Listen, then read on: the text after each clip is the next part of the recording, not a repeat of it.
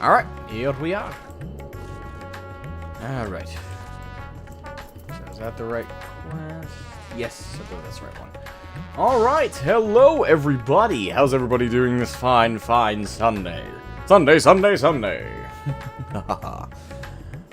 Good. Guten Tag. I know it's a bit late. I was going to start streaming at 6, but I decided it'd be very fitting to start at 6:15. You know, 6:15, patch 6.15. You know, because I'm stupid. Right. So, I don't know how long the Hildibrand stuff is, but we're going to start with the 6.15 Hildibrand questline. Now, of course, this is a big thing. Spoilers. If you have not done the 6.15 content, you have not done Hildibrand, you have not done Omega, I've not done any of it. Don't watch this stream, because I don't know where I'm going to start, well, I know where I'm going to start. I don't know where I'm going to stop. I'm going to start with, hey, Lemmy Lunatic, welcome to the stream, you beautiful bastard. Hey, we're doing wonderful today. But yeah, I'm going to start this stream with doing the Hildibrand stuff. I don't know how long that goes for. Depending on how, if it's a whole stream's worth of a quest line, we're gonna be doing that the whole time. If it's only an hour to 2 hours, we're probably gonna also do the Omega quest line. I don't know where that one even starts. I haven't looked it up. I need to, but we'll see. We'll see when we get around to it. But it is the next planned thing to touch on. Real quick here, let me make sure my webcam is set correctly, because I know sometimes the autofocus turns back on these days. Yeah, it turned back on. Great. There we go. Boom. But yeah, starting with Hildibrand stuff, we're gonna move on from that, if it's not super long, to Omega. And I don't know, that's the only two major things in patch 6.15 that interested me, that caught my eye. But if there's something else I'm not thinking of, let me know. But those are like the big ones: Hildibrand and Omega. So we'll see how far we get. We'll see all the points we'll touch on. Yeah. Anyway, how's everybody doing? Is everybody having a good day? That is a very important question. Falcon Punch! Lightning will take Omega stats in Old Charlie and down in the docks. Thank you for letting me know that. You might have to remind me after the Hildibrand questline. But I appreciate the note. Nathan, how are you, beautiful bastard? I thought you didn't like the FF content. Hey look, it's Final Fantasy. Screw that 40k nonsense. FF is where it's at. Woo! It's going for the irony of that statement. Don't you worry. I streamed on the. You were there, so you already know this. But I did a stream over on the 40k channel, and now I'm doing a stream here. And then after the stream, I'm working on some videos. I'm working on a mini painting video for the 40k channel, and I'm gonna be recording and putting together the next episode of the FF1 playthrough. So I got a bit of a night ahead of me, because this stream is not intended to be short. So I'm gonna be working late in the night, but that's why I took the next 5 days off from my day job. That way I'd have time to make content for you guys. I don't know if I'm gonna get anywhere near to making a whole library of stuff that'll make up for all the days. I'll be working, but we'll see how much I can get done in 5 days and get preparatory content made for all the days that I'll be unavailable. But we'll see. No rush, none of that stuff. That's not a good sign. There was a small gap in the stream there. My new settings worked perfectly fine on the other. What the hell? Okay, that is really weird.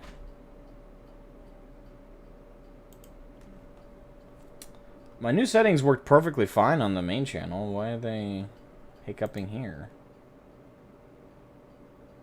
My streams are getting a little cursed. Oh no, that's weird. Oh, maybe that was one slight hiccup? Oh, that's weird. Hopefully that doesn't happen again.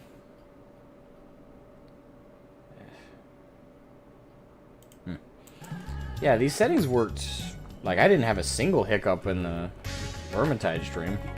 Oh, maybe FF is maybe a problem child. It wasn't before. And fingers crossed we don't have that issue again. So, me watch you. Okay, well, go easy there, drunkie. Go easy there. That was a bit rough. Then I played some Windrose and got better because Dwarf Metal is awesome. Yes. For dwarf metal. Some heavy metal! That's always a way to, you know, cheer yourself up. So we're gonna wait another 4 minutes and 30 seconds before we get underway. I like to give that a good 10-minute buffer time at the beginning of the stream for everything. So we'll allow that to lie for a little bit. And again, hopefully whatever just happened in the stream doesn't happen again. That was strange. Make sure all other non-essential software is closed. Close all tabs. For this one, bam, bam. Yeah. Oh. Again, settings on my other stream were perfectly fine. I don't know why we just got a hiccup. I don't know, it's a Sunday. Might have been just my ISP doing a cycling thing. I know they do that on Sundays. Maybe that was it. Fingers crossed it doesn't happen again. Or again, maybe FF is some weird hog on this. That it wasn't, like, that it is now, that it wasn't before. Oh, that's strange. Anywho. Oh, I just noticed the top of my checkbox was visible. There we go. Boom. Boomer. Boomer doomer. There we go. Whew. Last week was a long week. It was a long week. I knew it was going to be when I asked for my week of vacation this coming week, but damn was it long. Really dragged. Especially Saturday. That's yesterday. I worked yesterday, so it dragged hard yesterday. It was like, no, we didn't want to let you go and enjoy your 6 days off from this extremely strenuous.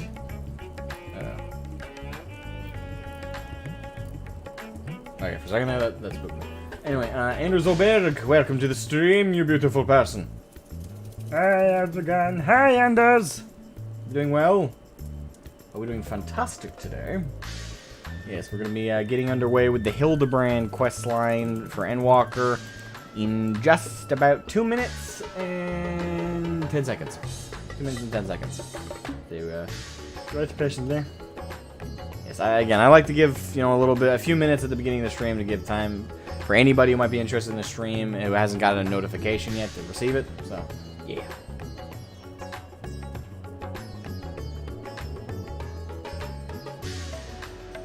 Yeah, it was really, yeah, I bet it was chaotic.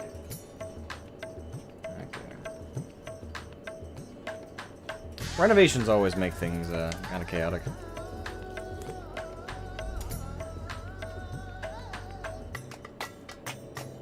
They're updating the drywall or fixing the wiring. Like, hey, they're trying to make this place workable while still having us work here. It's very complicated. Hey, just work around the paint pots. Hey, just work around the newly established drywall.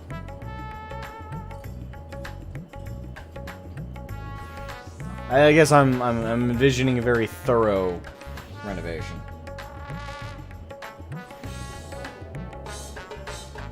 Bells of Notre... for some reason, that song has been playing in my head all day. The Bells of Notre Dame from the Hunchback of Notre Dame film. That old cartoon. The bells, bells, bells, bells, bells of Notre Dame. You know, just cycling. I really don't. Oh shit! I already thought about it, but I was about to say, I really don't want another song from that movie circling in my head. That would be Hellfire. Hellfire, dark fire. Oh, that's such a good song too. That movie had some bangers, man. Oh, I miss old Disney. I miss 90s Disney. Hashtag for no. No. I'm doing good, but it's past midnight and I gotta work in the morning, so I can't say. Okay, that's fine, man. You know, thank you for hopping by while you could. Get some rest. I hope work in the morning is good. I hope you have a great day at work tomorrow. Make sure you smile and have a good day and go in with a I can do this attitude. And if not, at the very least, come home and wish, you know, and wish your workplace was a nicer place and get all the dark thoughts out in a pillow. You know? Yeah, but yeah, hopefully you have a good day tomorrow. Hope you have a good day tomorrow, man. Yeah, is a market on the main floor of a deli pub in the cellar. It was the market that got renovated. Ah, okay. So the path to your work got renovated, so to speak. Anyway, we've hit the 10-minute mark, folks, so we're gonna get under there. We're gonna get under there with the quest line.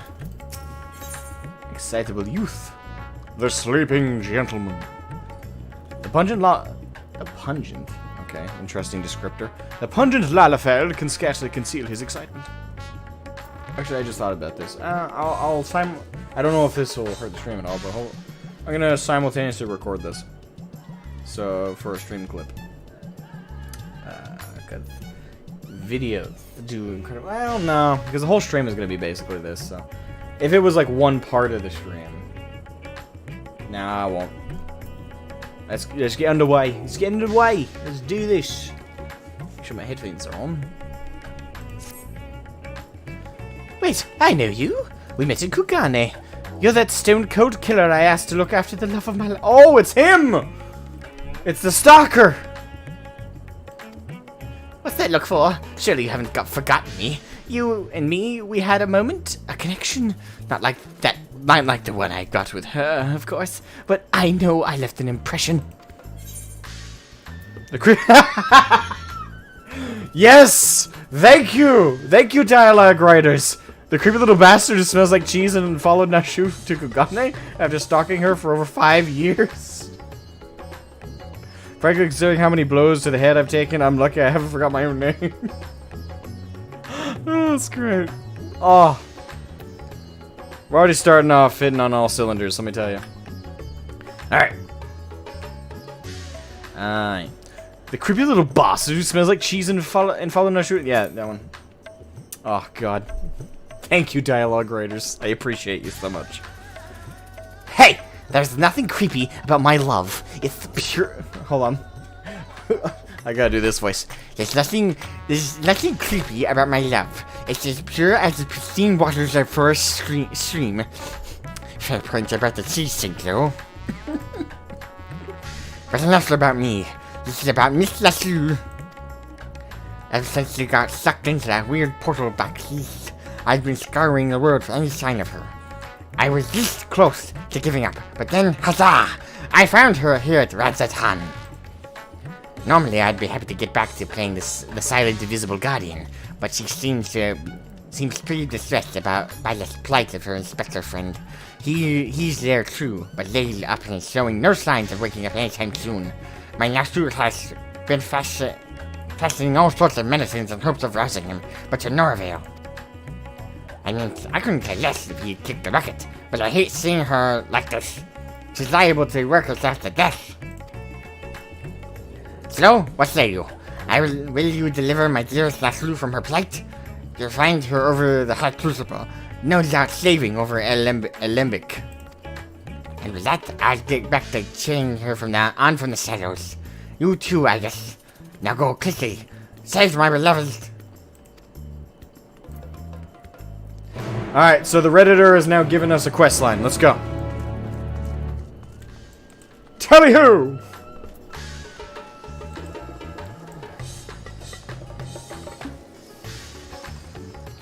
Oh, God.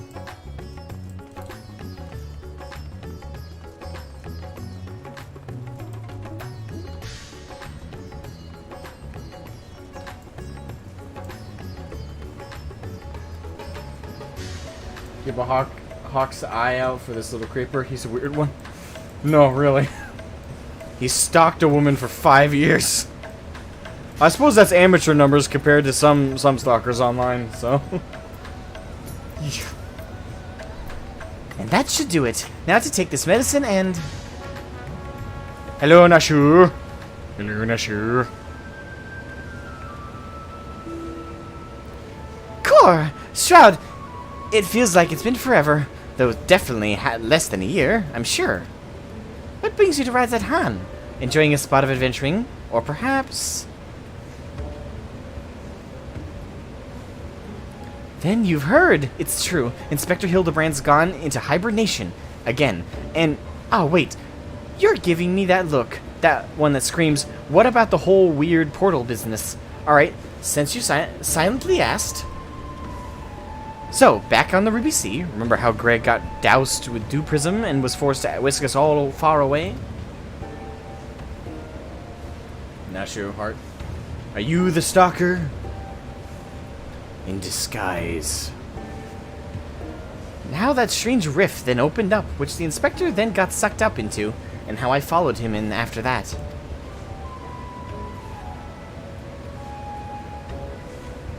Well, after that, we all ended up in this bizarre place. Couldn't tell up from down, left from right, and so we wandered, lost and confused.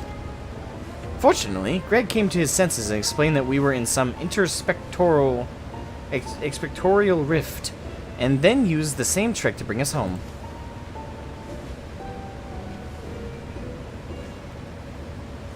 Greg himself stayed behind, though. Something about a score that he had to settle. Not sure what that was about. But hey, you know Greg. Anyway, we're back now, but the rub is that Inspector Hildibrand hasn't opened his eyes once. I know he needs his beauty sleep, but it's been an awfully long time, and we've got a case to solve. Or cases to solve. I've been trying my hand at apothecary stuff, seeing if I can make something that'll get him up and moving, but nothing seems to work.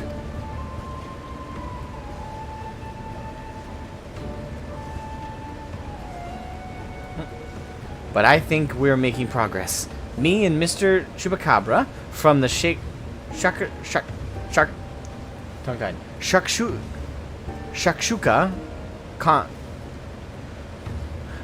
concern, that is. You remember Mr. Chupacabra, right? Got sucked into the rift along with us, former evil mastermind. Not so bad once you get to know him. It's you! Pleased I am to meet you once more, and under less compromising circumstances. If I may correct our mutual friend, I am Jubraka, chairman of the names, man. Sajatra concern.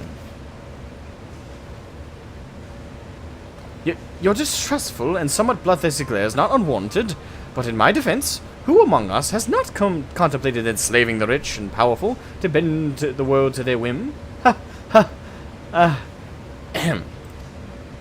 I pray you forgive me for my poor joke. That was a joke, man. Come on.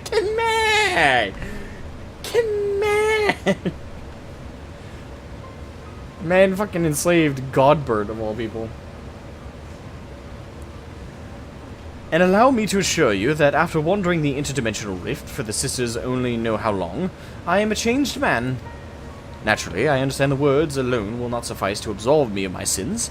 Thus, since my return, I have operated to a humble apothecary that caters to the needs of one and all. Furthermore, I made arrangements for Miss Nashu's workshop. Rest assured that I will spare no effort in helping her see Inspector Hildibrand's awakened and return to full health. And with that, if you would excuse me, I must see to other business. I'd be tailing his ass. You bastard. Isn't he the nicest ex-villain you've ever met? But that's right. I had just finished my latest medicine. I've got high hopes for this new recipe.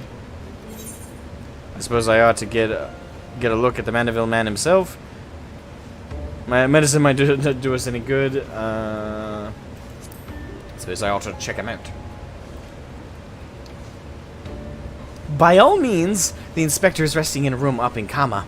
Awake or asleep, I'm sure he'd enjoy your company. Let's go. Lead the way.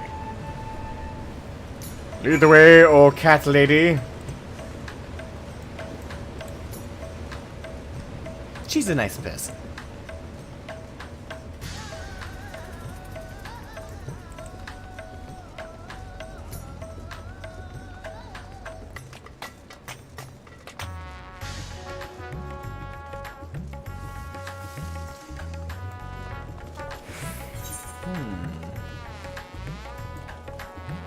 Oh wait, there's an Ethernet right next to it. Comma. Alright. Ethernet. Boom! Instant transition.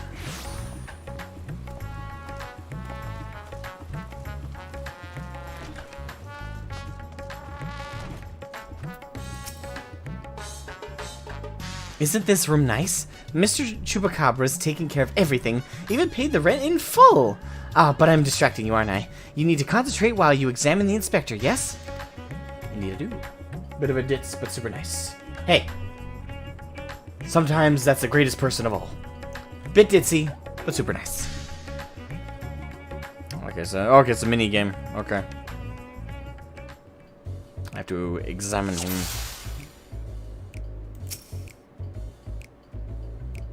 Rugged features belly what is at closer glance excuse me. A sensitive mien of a culture okay. Manderville. Sorry, my brain already immediately wants to go to chameleon. Manderville. Oh, I forgot to read that last one. Rippling muscles bespeak impressive strength, while smooth skin suggests that only on the rarest of occasions does the man resort to violence.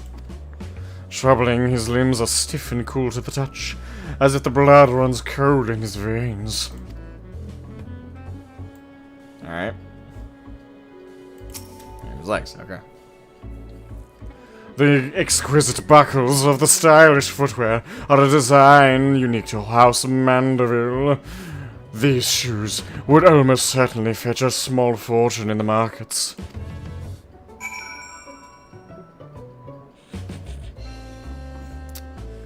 Oh god. Everything's better in that voice, isn't it? The inspector's condition is disturbingly reminiscent of the scions who were summoned to the first for a time. Okay. So his soul is still in the first.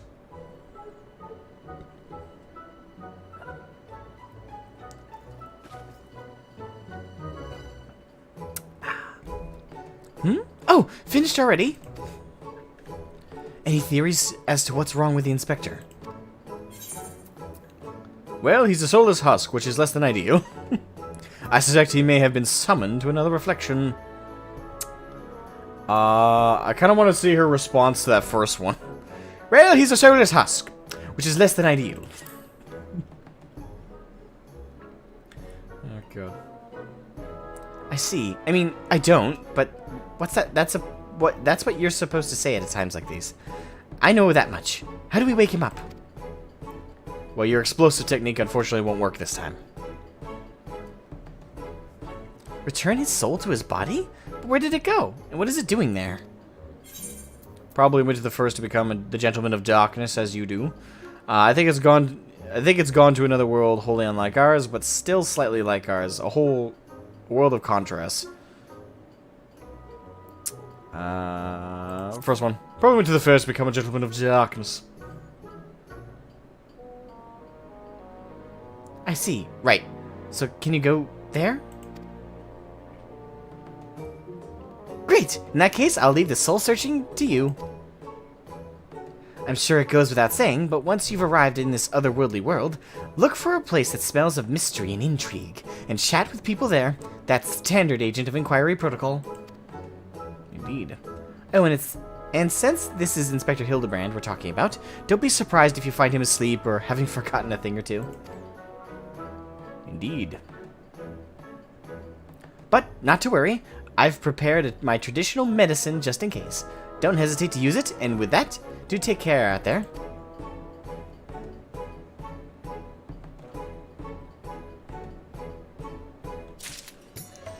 Righto. To the crystarium!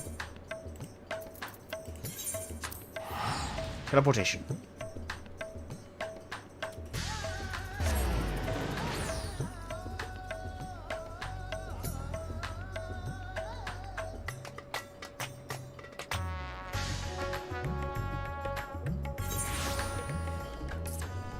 Alright. Been a hot minute since we were back here. Let's see. Key item get. Key item get. Actually, how are we gonna get his soul back? The way we did it with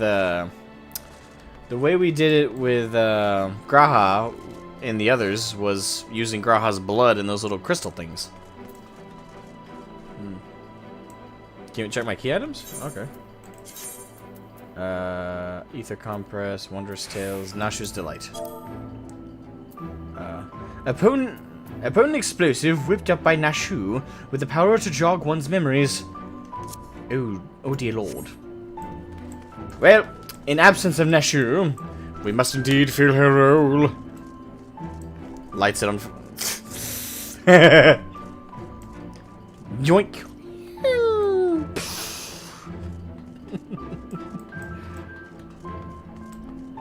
Glenard, how are you, my friend?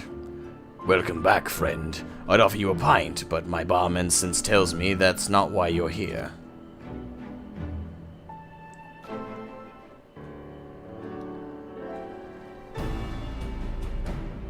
So this friend of yours has gone missing. Sorry to hear that, but plenty of travelers pass through these parts. Could you describe the fellow to me? He's very unique. Hume Burley wears a monocle, well-meaning idiot. He was wearing a tattered suit, most like. I think the first one is probably a better descriptor. Yes, that sounds familiar.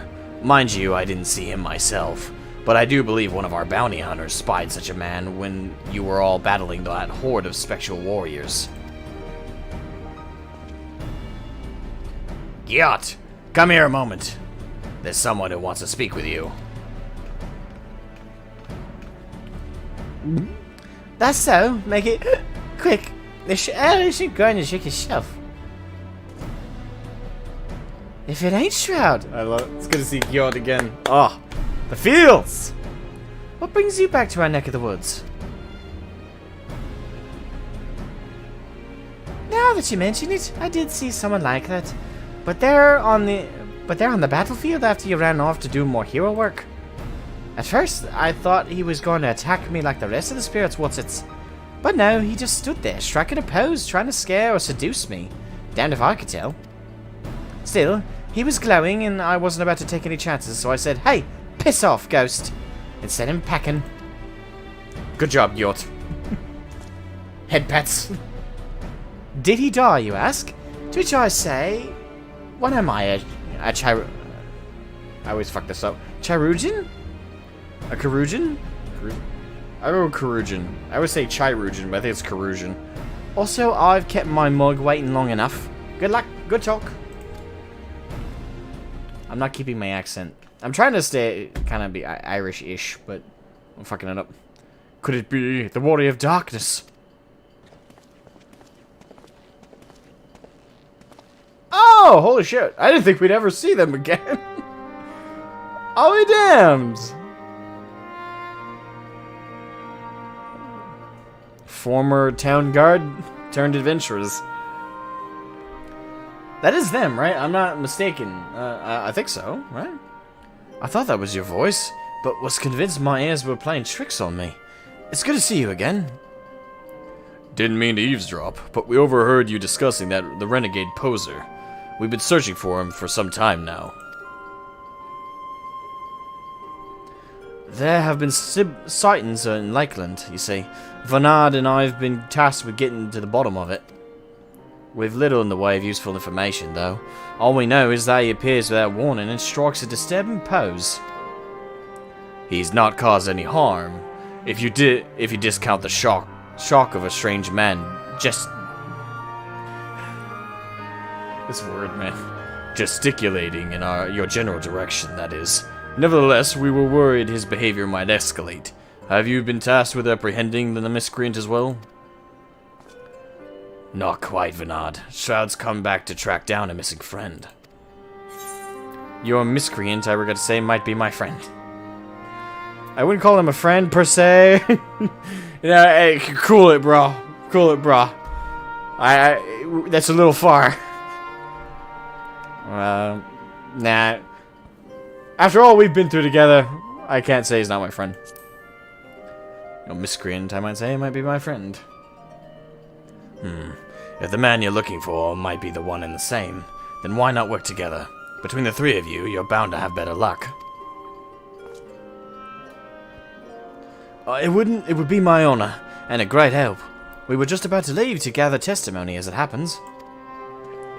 Come and join us in Sullen when you're finished here. We'll solve this mystery in no time. Hell yeah. Alright. Question the locals in Sullen. Oh, just over yonder.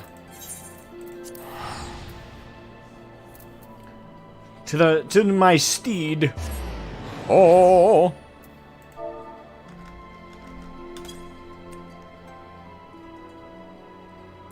Novrant. Right, go then. Fly! Fly, foul beast.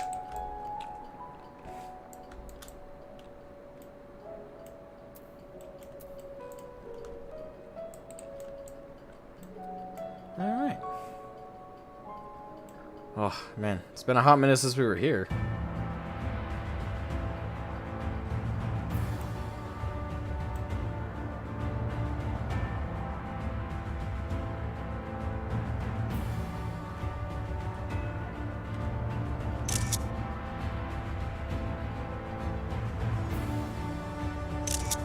Hey, sorry. It was a good shot.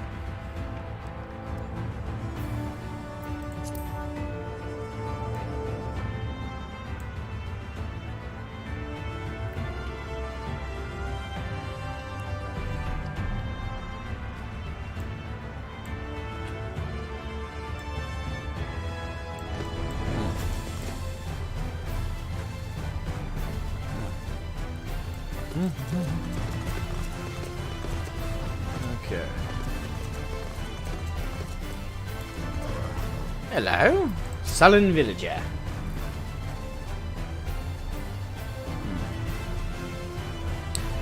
Did I see him? You bet I did. I was crossing through the forest of the Lost Shepherd on my way to deliver fish and to the Austral Imperative. Out of nowhere, this old man leapt in front of me. I thought he was a bandit at first, but then he abruptly turned aside, curled his neck, and put his fist in his head, on his head as if to say, I don't know. It was baffling. I ran when I realised he wasn't going to do anything else.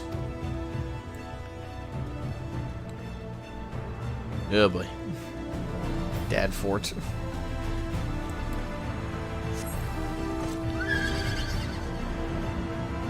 Alright.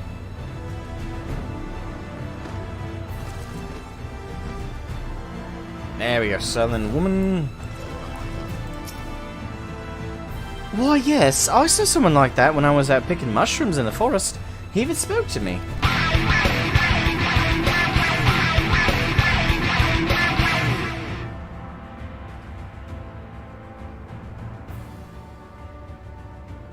I still forgot to turn that down.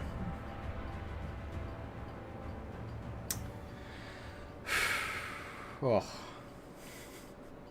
I feel that in my heart. Oh. Thank you for subscribing, my friend. Luis Enrique Mendieta. I'm so sorry. I butchered your name already. Thank you for subscribing, though. Much appreciated. Oh, man, my chest. Oh. Okay. Huh. But he only wanted to warn me that fell beasts lurk in the forest, and and that I should be wary. Contrary to appearances, I'd say he was actually quite gentlemanly. Well, there you go. He's still the glorious gentleman that we know him to be. The mighty Hildibrand.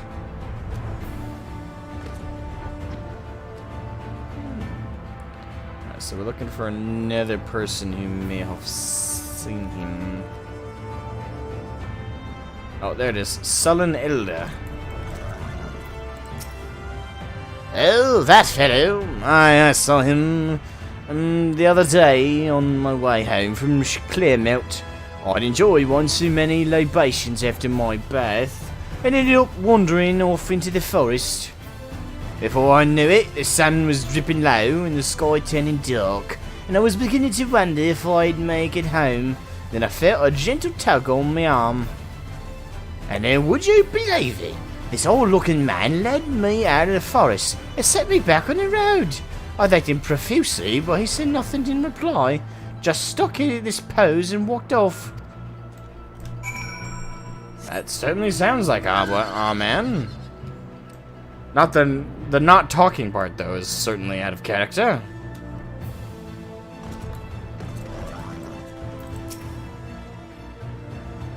Finish. Yeah. Okay. Blah, blah, blah. Peter Piper picked the pickle pepper. Peter Piper picked the pickle pepper. Peter Piper picked the pickle pepper. Boom. All right. Finished questioning the locals, have you? Were you able to learn anything? Not only has the poser caused no harm, he's even helped people? So, he's a gentleman, albeit a suspicious one. Something of a contradiction, you might say. But there's no reason to doubt what we heard. Everyone seemed to encounter him in the forest of the Lost Shepherd, right? Then that's where we'll look next, shall we? Tally ho!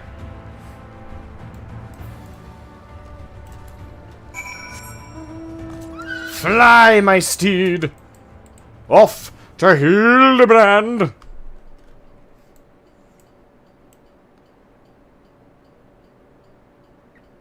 I'm getting in bird's eye view, if you will. See if we can catch him in the area.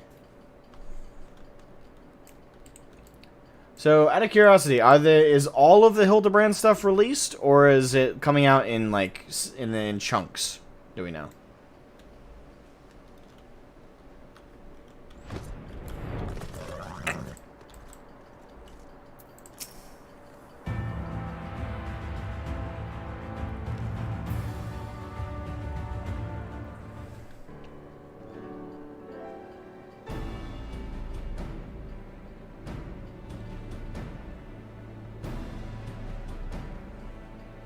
Well, here we are, but how exactly are we supposed to begin our search? These woods are, well, woods.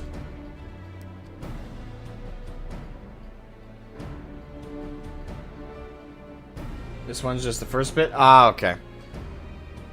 So how long is it, do you know? Or don't tell me the number of quests, but tell me like if you've done it already, could you give me like how long, a rough time frame how long it took you?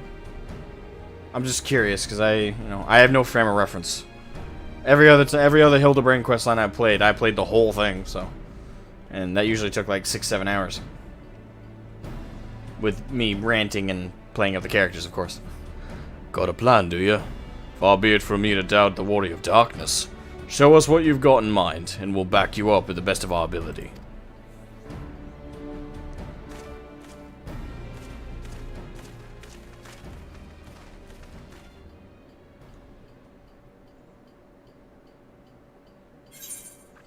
Perform the Mandeville? Before the Mandeville Mambo.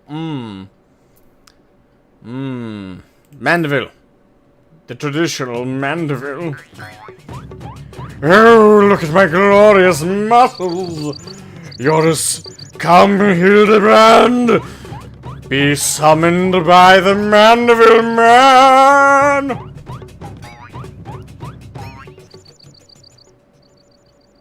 Never got anything. Yes.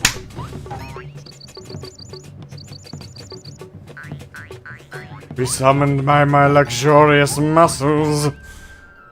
Hark, what familiar gentlemanly gyrations are these? I missed you.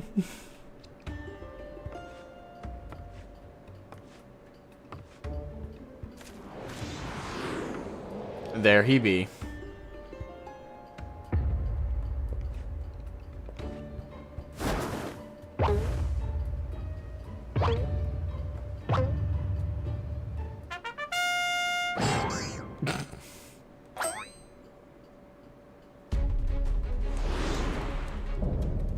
light. What?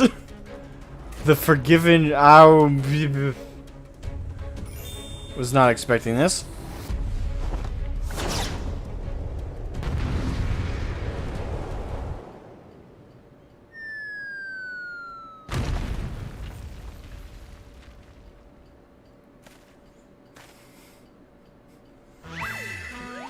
So the wings are for show.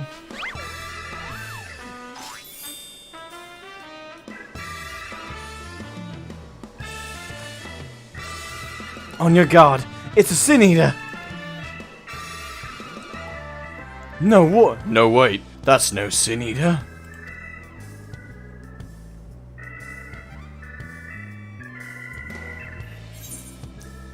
It's the Gentleman of Light. This makes you smile so much. Gentleman of Light, who is this Gentleman of Light of whom you speak? I am the forgiven gentleman, devourer of sins, light warden extraordinaire.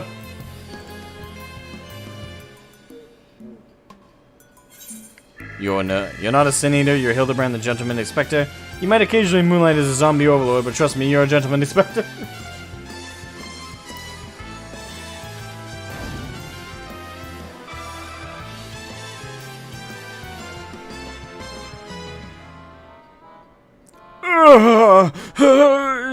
Inspector, Sin Eater, Inspector, Sin Eater.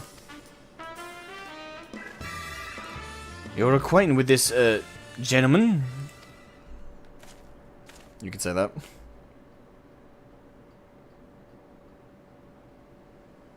Right then, clearly your friend has been through a lot, but still, how did he get his head in...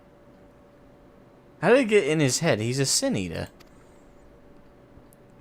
Is there no way to bring back his memories?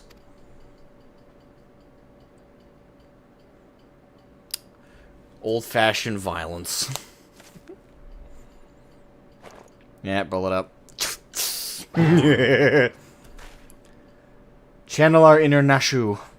Explosives? We're still trying to save him, right?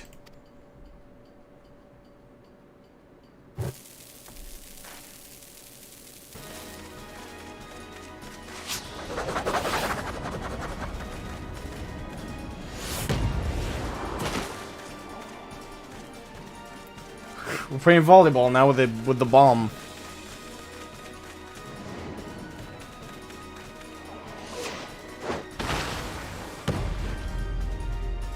Yeah! Serve it back! Serve it back! We were straight up playing volleyball with it. Man, come on. Yes!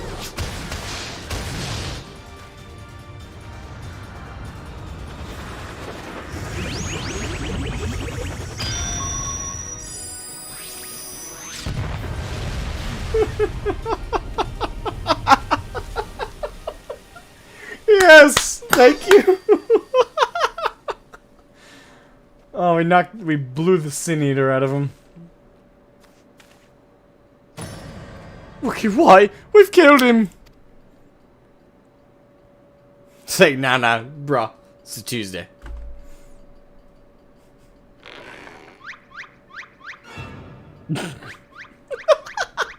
How does this never get old? Oh, God. I love this. I say, Shroud, I had resigned myself to Nashu's ungentle methodology, but you too, my brutish friend.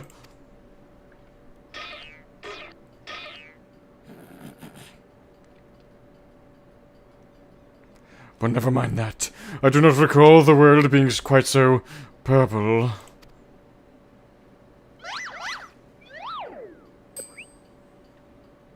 Previously, I was with Nashu and Greg, wandering the bizarre, shadowy realm known as the Interspectorial Rift.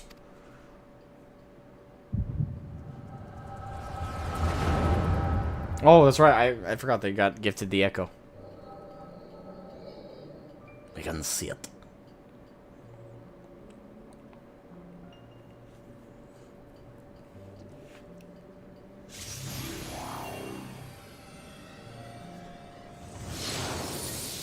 Yeah, I know during Shadowbringers that he did actually show up during that that dungeon.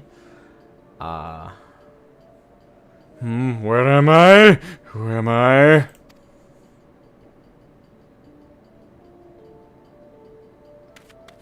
Gyot! Wonderful Gyot. She beat the fuck out of him.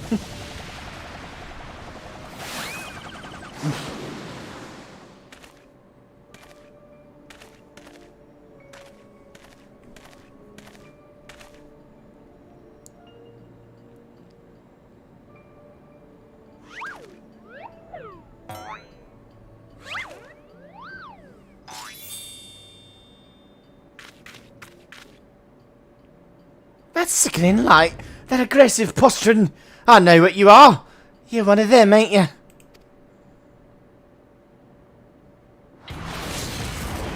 What you need is a good old-fashioned dwarven decking. Gyot! Piss off, ghost!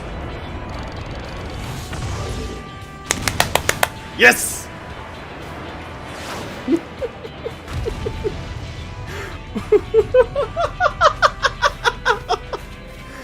Oh, God. That speared into a wall.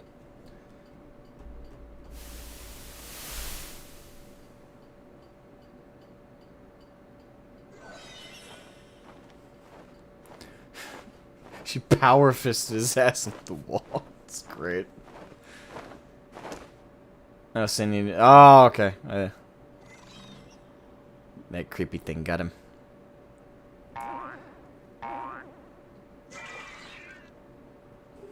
Oh, it perched on. It didn't even know. Oh, okay.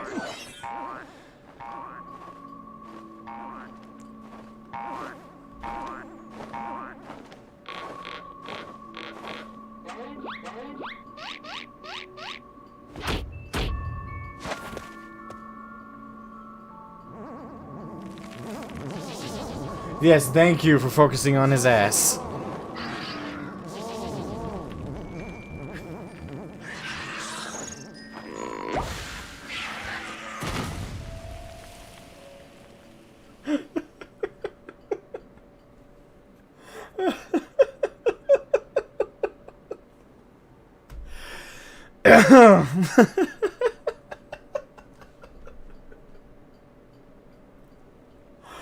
Oh, God. Oh. Oh.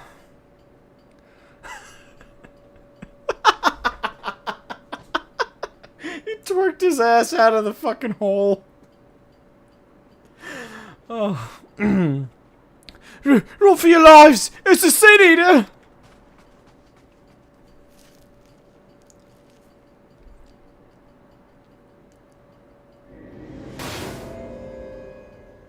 Ah, so same thing that happened with the zombies happened here. Sin Eater?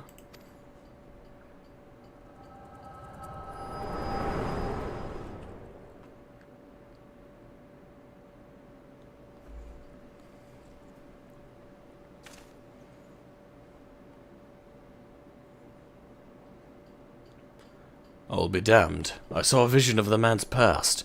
No wonder he became convinced he was a Sin Eater. I saw it too. It was quite possibly the most ridiculous memory I've ever glimpsed. Answer me, my faithful assistant. What are we? And why is it so purple?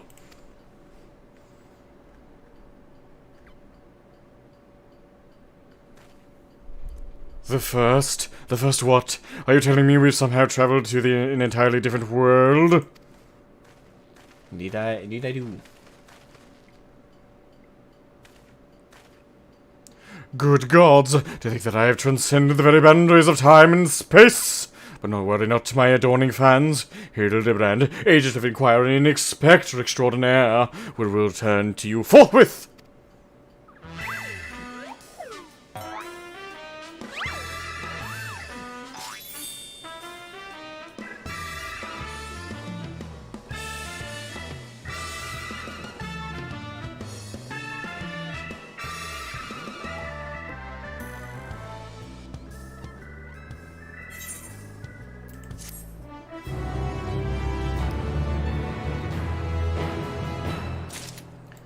Alright.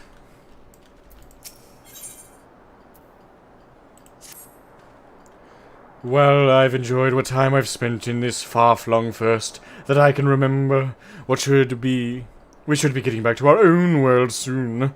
Would you happen to know how we might go about doing that? Restore my soul with a spirit vessel?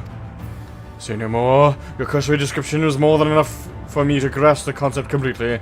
It is not unlikely brewing the perfect cup of coffee, which means our task is clear. We require the services of a skilled soul sommelier. What? We require the services of Becklug. Oh, right, Becklug.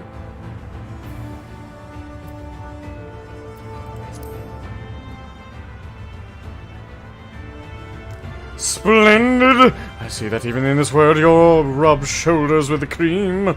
You rub shoulders with cream. What? Let us pay this Becklug a visit. Oh, I'm not sure what you're plotting to do with souls, but if you require Becklug's assistance, we can help. Aye, they've aided us time and again, and I reckon they'd do the same for your friend here. Come with us to the Cabinet of Curiosity. Lead the way.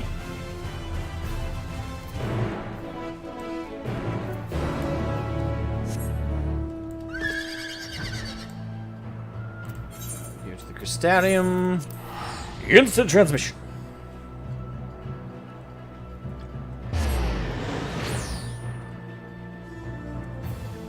Just as funny as the second time.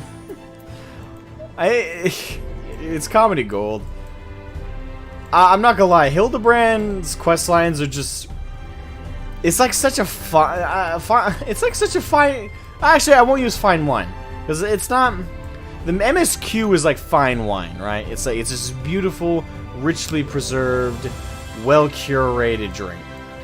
But Hildibrand is like is more of a simplistic taste, but a simplistic taste that is enjoyable to all.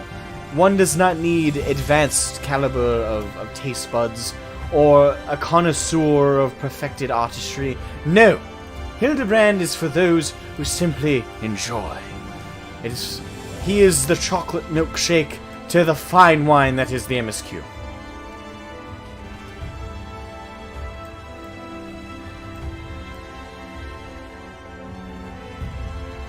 Nope. Oh, I got in the wrong spot. No, I went to the wrong spot. Of course.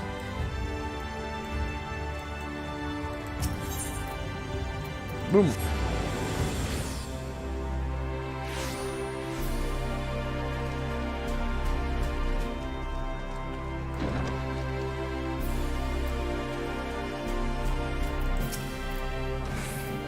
If you're ready, I'll call for Becklug.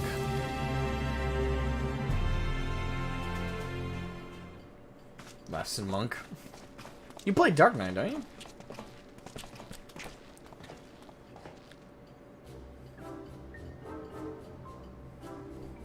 Ah, the genius soul sommelier.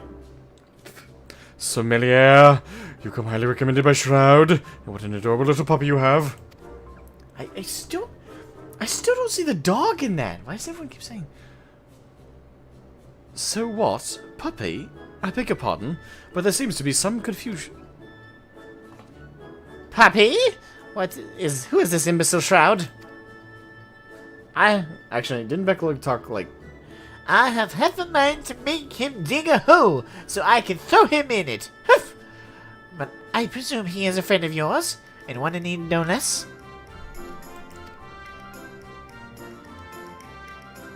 No, I don't think it sounds quite like that. It sounds more like, you know... It sounds more like when you're congested. What? Another of your friends? That needs to be sent back to the source? Have you forgotten how complex and difficult it was to do that the last time? Yet you waltzed in here and asked me this favor with the air of one shopping for a new hat.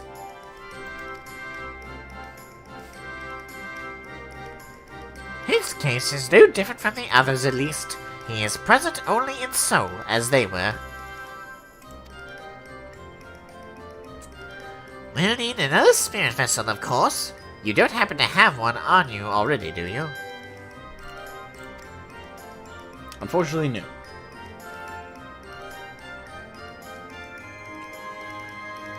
Or do we? Oh. I guess we do. Interested?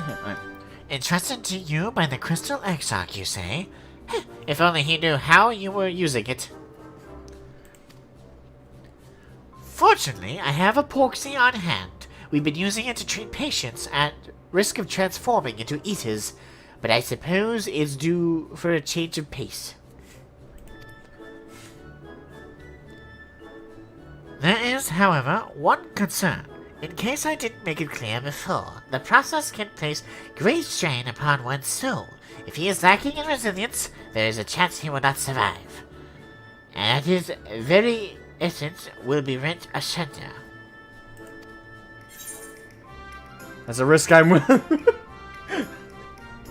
I'm sorry, that's a Farquaad thing, isn't it? Like, Some of you may die, but that is a risk I'm willing to take. alright, I'm saying it. Alright, hold on. After what he's lived through, it would be implausibly anticlimactic for him to die like that. Let's see, if that's the risk I'm willing to take. Haha, Shroud knows me all too well. I assure you, my good sommelier, who is most certainly not a dog. You need ready for Hildibrand. Hildibrand Helidor Maximilian Mandeville. Yes, I get the distinct impression that the gods themselves could not kill him if they tried. And they have. You just sense that? Come along then, Hildy. I can't be bothered to remember that name. 1,000 thanks. Simply point me simply point me to the soul siphon, and I shall hop right in. The rest of you can wait here. I promise I won't hurt him, no matter how much I might be tempted.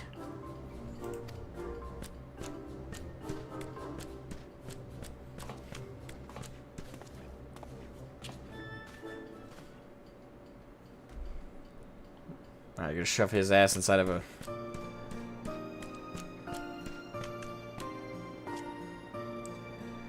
You will be pleased to know that the process was smooth and uneventful. Honestly, I was hoping for more of a challenge. All you need to do is take his spirit vessel back to the source and bring it in contact with his corporeal body. He should awaken immediately after with his soul and memories intact. Why, thank you, my dear. If there's nothing else, Vanard and I should be getting back to our duties. It was a pleasure, Shroud. If all too brief. I won't pretend I understood even a fraction of what happened, but I'm glad I was there for it. Till we meet again. Rest assured that Thaler and I will be doing our damnedest to look after the people here in your absence. Good. You mighty heroes.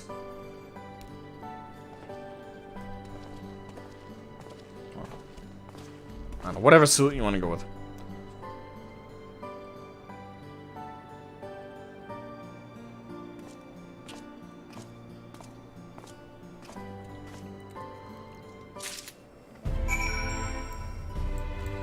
Righto.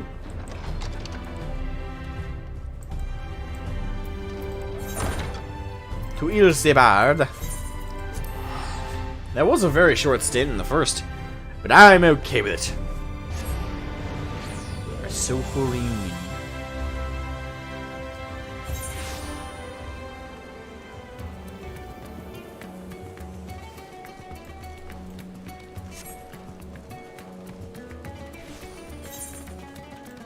Right.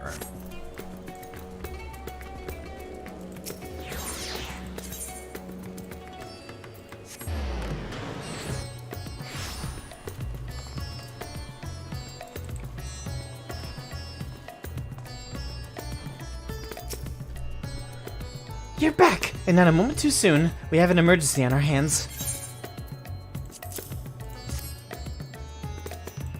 Uh-oh. The inspector's soul is in this? You say? That's great, but we have another problem now. The inspector's body has gone missing. We went to the market to do some shopping, and when we came back, he was nowhere to be seen.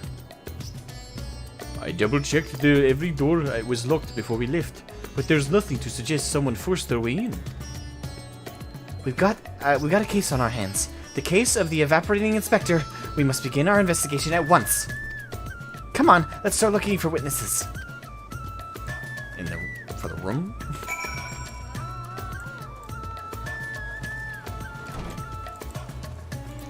Mr. DeVaz, did I see anyone get carried out of the house, you ask? I was too distracted with stock taking to make note of any comings or goings. Sorry I couldn't be of more help. Thank you for answering my questions, at least. My bot. I didn't see anyone carry a person out of that house, no. But I did see a man carrying a particular large sack. So heavy, he strained to lift it. I didn't think much of it at the time, but now that you mention it, it was a bit suspicious.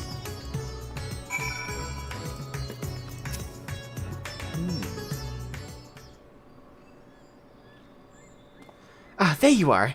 This man says he has vital information that will help us in our investigation. A pleasure to make your acquaintance. I am Delion, editor-in-chief of the Thavnarian Truth. Oh, no, not another one. A monthly publication devoted to exploring unexplained and otherworldly phenomenon of our isle.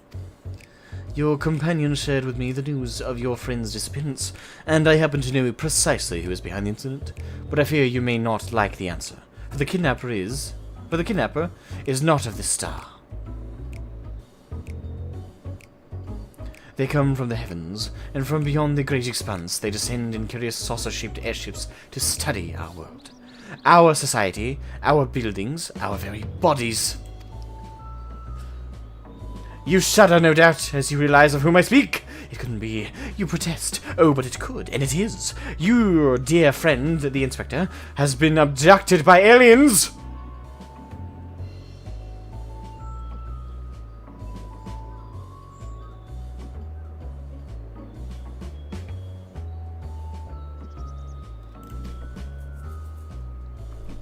Okay. Oh, but he'll be fine. You assure yourself. After all, they just want to understand us better. You poor deluded child. That they do. But to what end? Why else? They might one day take over our very world.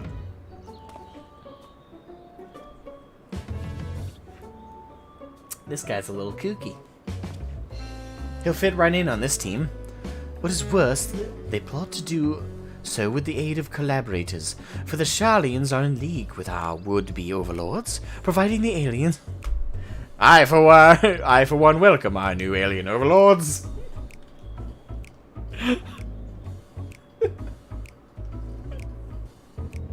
I needed this today. Vital information on our vulnerabilities in exchange for a position of power within their regime. It literally is that... Okay, it literally is that quote. I could be useful in rounding up the others. Creeper setting on the left. Oh shit, you're right. Holy crap, I almost missed that. Damn, you got good eyes. I totally, like... Whew. I forgot to even keep my eye out for him. The final days was also the work of these alien invaders, an attempt to sow chaos that our world would be easier to conquer. Blessedly, it was thwarted, if only by dumb luck, as those that did the thwarting were blissfully unaware of the true nature of the threat. I had hoped the setback would discourage the aliens from coming back, if not, move them to abandon their ambitions, but it would seem events have only emboldened them. If they are indeed carrying out abductions here in Razatan... Even as we speak, your friend lays prone on a sterile bed in their base on the surface of the moon, where they poke and probe him with inscrutable instruments as their floppy ears wiggle... Wait. Wait, does he actually know about... Does he actually know about our bunny friends?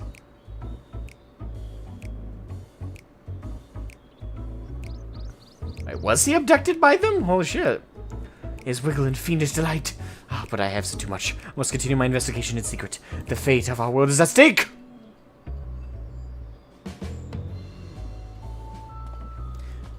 Bye.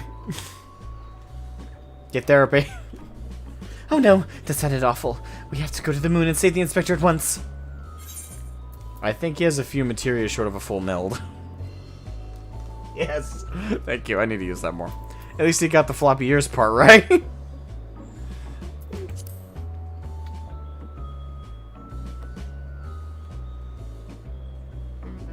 Oh, the creeper's gone.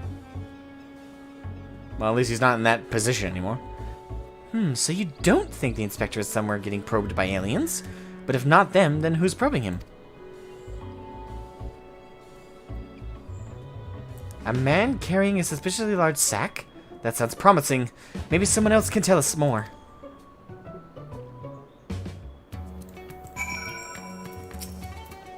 Someone up ahead may have seen something. Let's ask around. Now she was now accompanying you. Okay, so. Alright. Follow me, Nashu.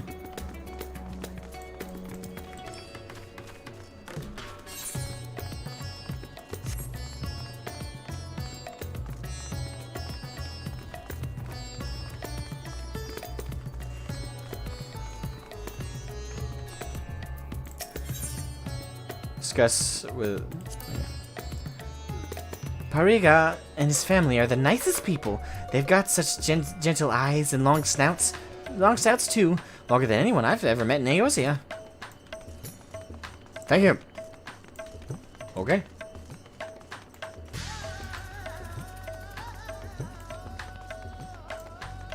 I almost walked right by them.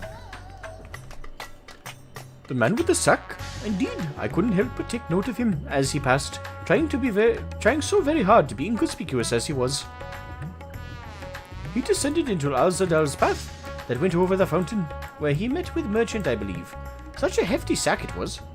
My mind was racing with the possibilities of what it might contain. That had to be our man, right? We need to hunt down that merchant.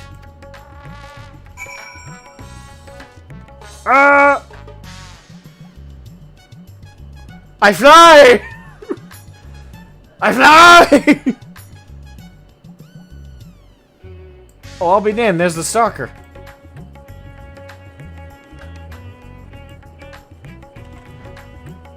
Why, hello, good sir.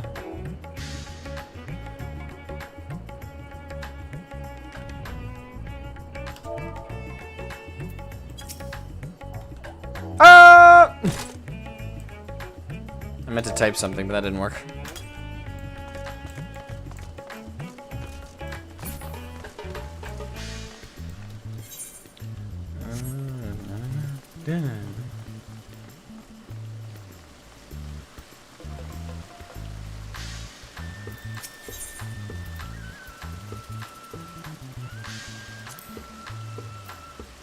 It's incredible, isn't it?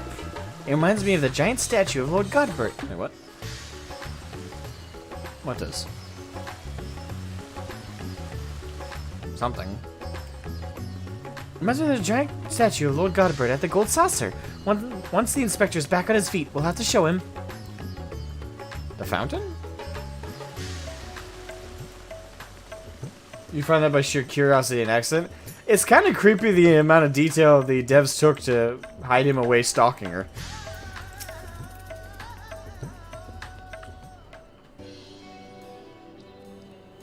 Like, the devs had to look at the environment they had already made and go, yeah, that's where I'd be stalking her.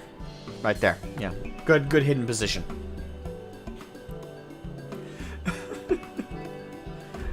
I can only imagine the conversations they had about that. It's like, alright, so all of you in the room, take a moment to think. If you were a stalker, if... No, I'm not actually... But you know what I mean, though. Like they had to think about where to place him. Like, where would be a good hiding spot?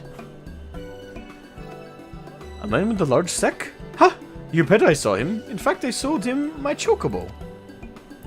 At first, I told him to get lost. That bird and I go way back, and so forth. But he was in a hurry, and his offer was very generous. When you're in my line of work, you can't afford to go too sentimental, and now I can buy a whole stable's worth of chocobos.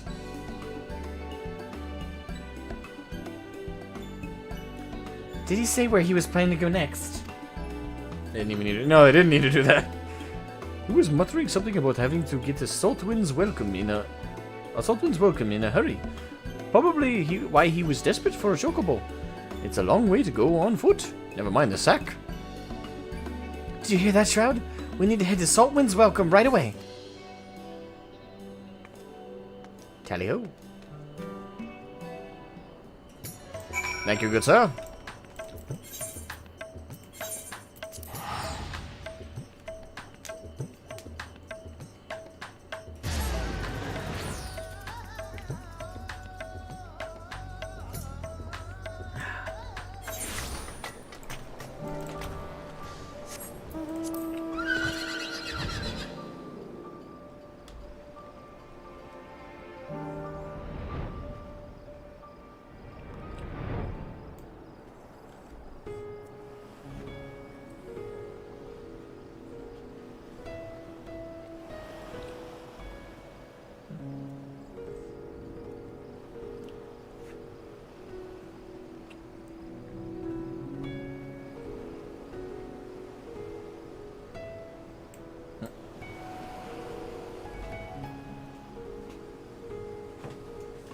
I forgot I had that box. What the fuck?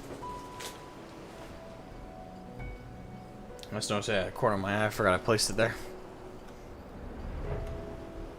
Alright, sorry, I think it went right past where I'm supposed to go. Yeah, I did.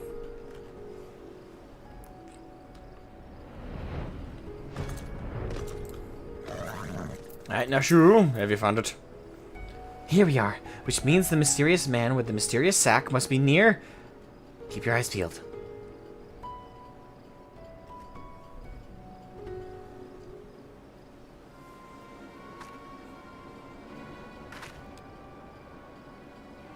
Over there! That man is definitely up to no good.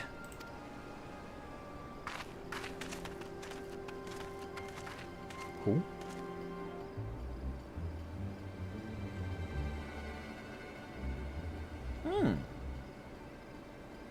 So now Ra. Maybe he's waiting for a co-conspirator. We should stay out of sight and watch what happens.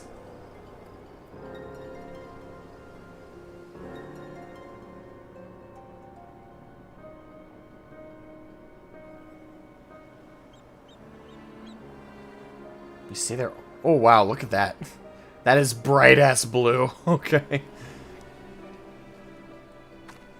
That looked like a fucking old school Windows screensaver right there for a second. Minus the Aura. Ah, Mr. Chupacabra. But he expressly told us he had put the evil schemes behind him. He wouldn't lie, would he? This is one of those moments I feel like I should just pat her head and go, yes, yes, he would, dear. Chewbacca. The goods appear to be none the worse for wear. Very well, your payment is promised.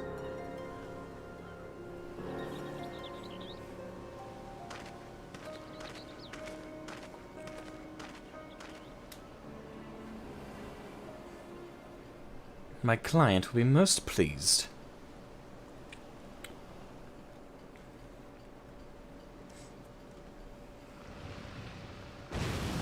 Submarine?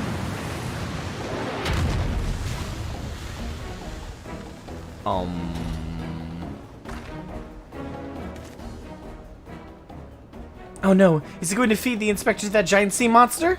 That's a mech! It is an honor and a pleasure as always, Dr. Lugay. I have faith this specimen will meet with your satisfaction.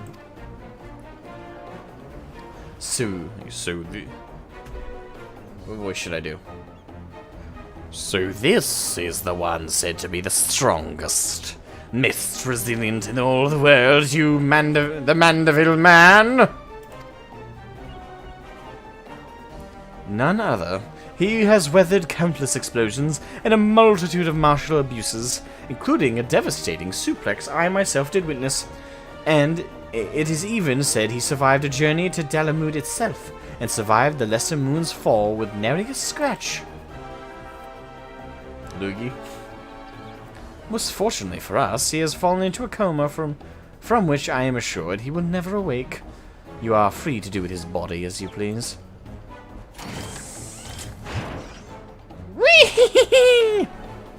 Even the mightiest of warriors can't fight asleep. Yeah, I'll do more of a menacing voice like that. Those meddlers may have gotten the better of me and my beautiful boy in the Tower of Babel. Wait, what? Oh, wait. Oh, hold on. That means I know this guy, don't I? I have to know this guy then. Fuck.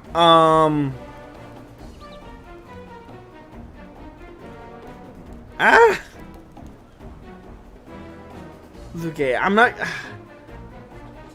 Power Babel. Okay, that's endwalkers. So.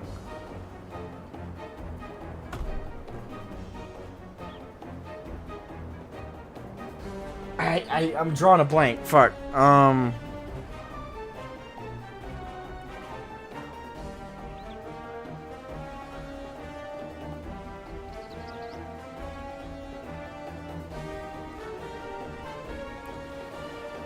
He was the second mini boss from the Tower of Babel, the level 83 dungeon. I remember the dungeon. I don't remember the boss, if I'm being honest. It was the first mini boss. Oh, okay. I should remember that, but I'm ghosting on the visuals of that detail. Those meddlers may have gotten the better of me and my beautiful boy in the Tower of Babel, but my next child will be all but invincible. With this body mine to command, I will exact a bloody glorious revenge.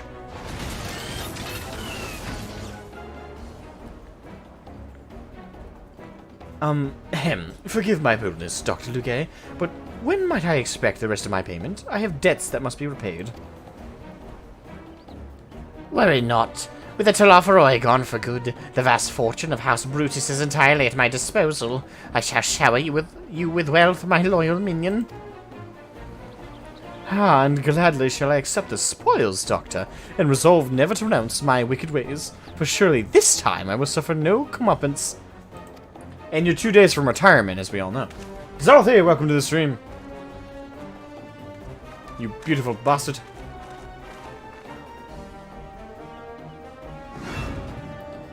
No, not you! Not now! Bah, I must away!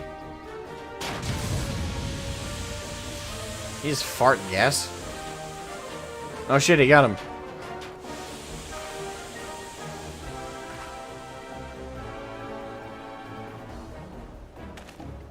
Wait, Dr. Luque, my payment!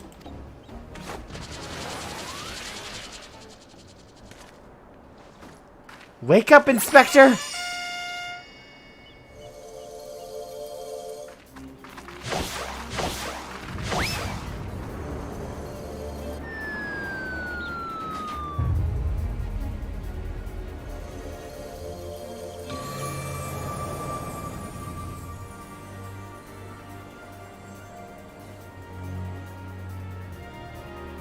He's back, baby!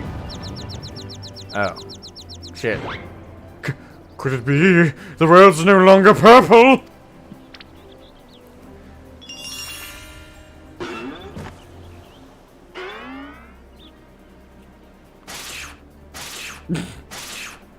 Literal. Okay. Stop moving, damn you! You're supposed to be the comatose centerpiece of my glorious revenge!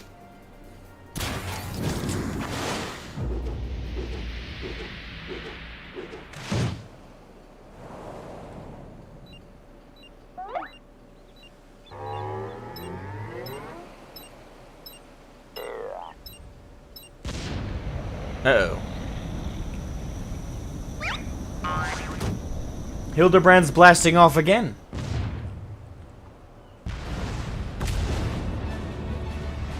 Mommy!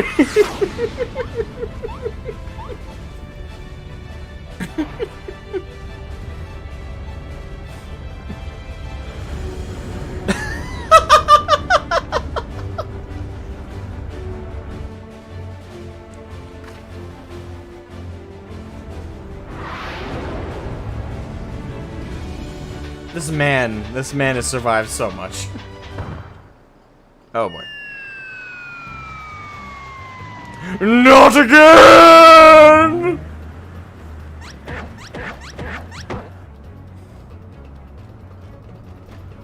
Most durable man on the planet. Lip flapping, man.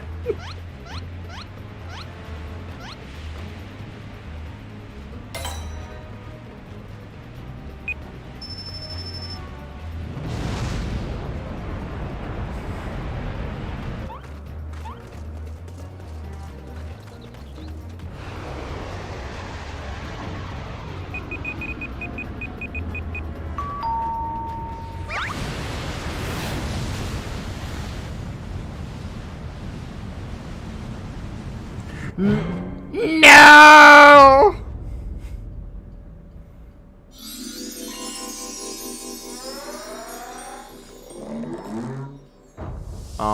The fucker.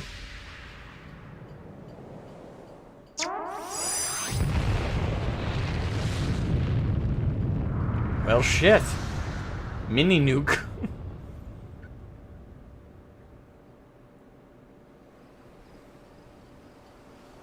Okay. Well, at least they got to keep the head.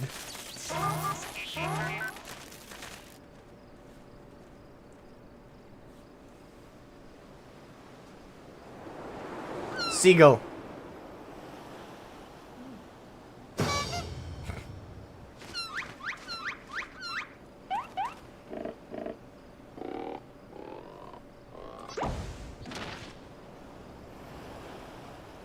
Nashu does have a pretty good arm. Like, that was accurate as fuck. I say, that was a rather dramatic series of events to awaken to, but more importantly, after a brief detour, I find myself in my own world once more. My most sincere apologies for causing you such trouble, my loyal assistants. But rejoice, for Hildibrand, agent of inquiry and inspector extraordinaire, has made his triumphant return.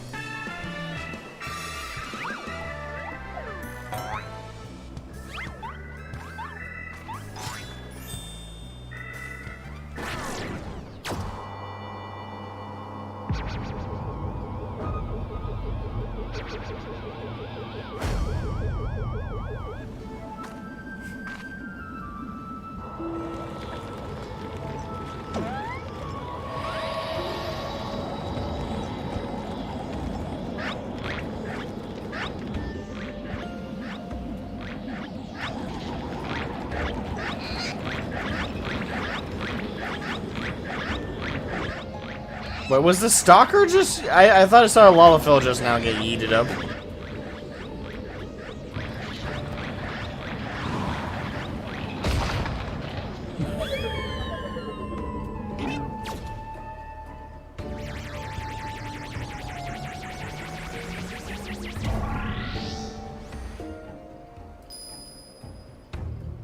Wait! Inspector! Well, I'll be damned, this fucker was right. I knew it! An alien abduction! And to think that I would have the chance to witness one with my own eyes! This moment's issue of the Thavnarian Truth shall be the best one yet! I'm telling you, Asma, dude. Aliens. Well, damn. And just when I thought we finally had the inspector back, off he went, and then came back, and then floated off again.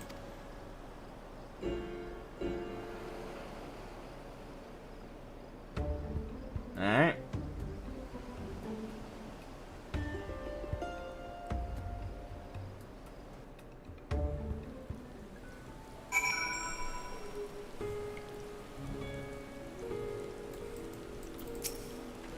I know it's not the first time that he's taken to the skies without warning, but still, it's always a little disappointing. Still, there's no use crying over flying inspectors. Let's return to Radzatan. Tally-ho.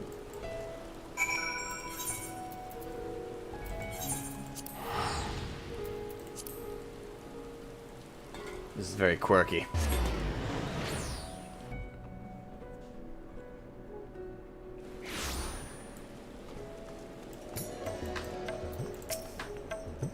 Oh, Inspector, why have you left me again?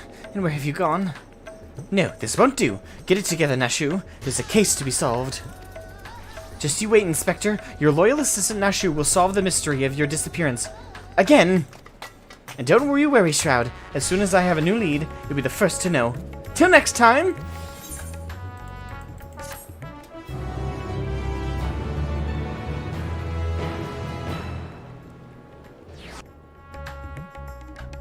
So was that the first arc? Until we get the next couple?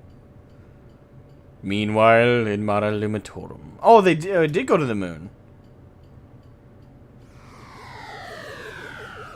Wait, are the Loporits actually experimenting on them? Curious.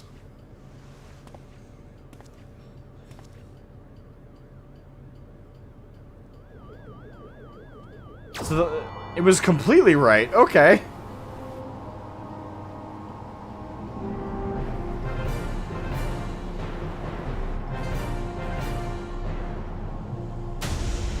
What the fuck was that filter?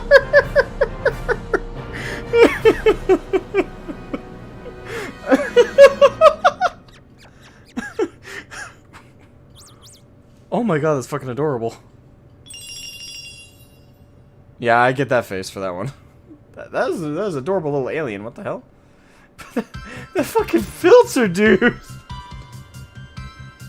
I was not prepared for that. Okay.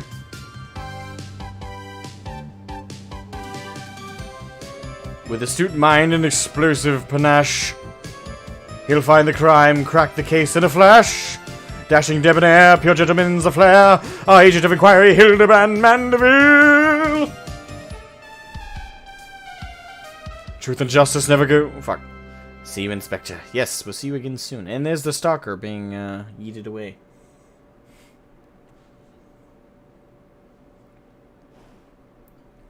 Well, okay then.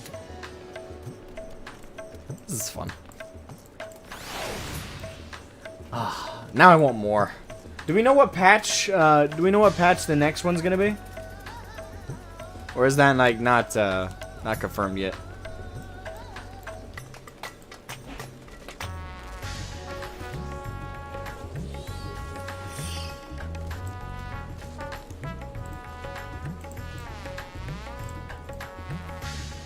You want those running animations?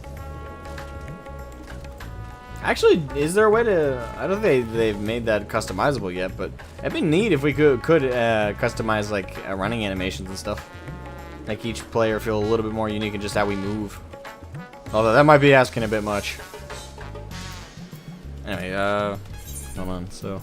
Yeah, we got that done in an hour and a half, so yeah, we definitely have time to do the Omega stuff.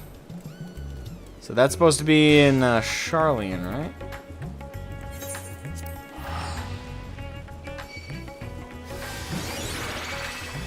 Hey, Lauren! I didn't think we were going to run into you today.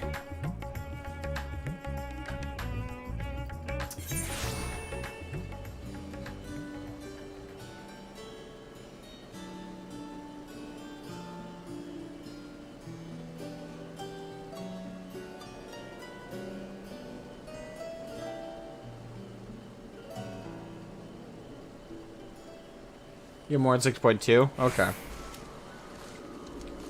Let's see. Oh, I think I teleported to the wrong spot. Yeah, I did. Old Charlian. That's where I wanted to go. Alright. Old Charlian by the docks. Okay. Boys the docks. Can you give me a time frame of how long that one's gonna take? Hopefully it'll be enough to justify like a longer stream. I'm gonna run to the bathroom before we start this next one, but yeah. Do you know roughly how long that one's gonna take? I don't want to know because I want to get it done, over and done with quickly. I want to know because I hope it lasts long. These go by way too quick for me. Also, is it gonna be sad? I don't have any tissues. I guess my dogs are outside. We have a gated in back area, so probably got let out to go pee. Alright, so by the docks. Is it this one? I wandered.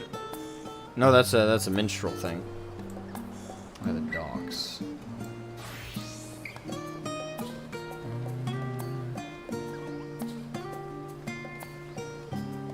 You foresee philosophical ramblings. Okay.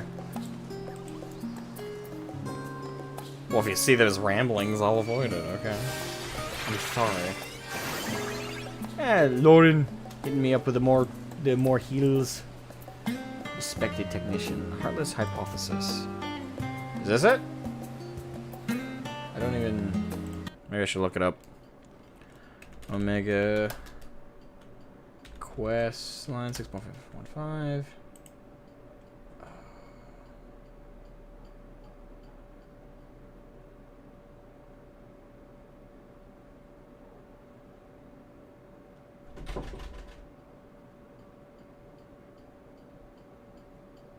Respected technician. Yeah, it looks like this one's the one.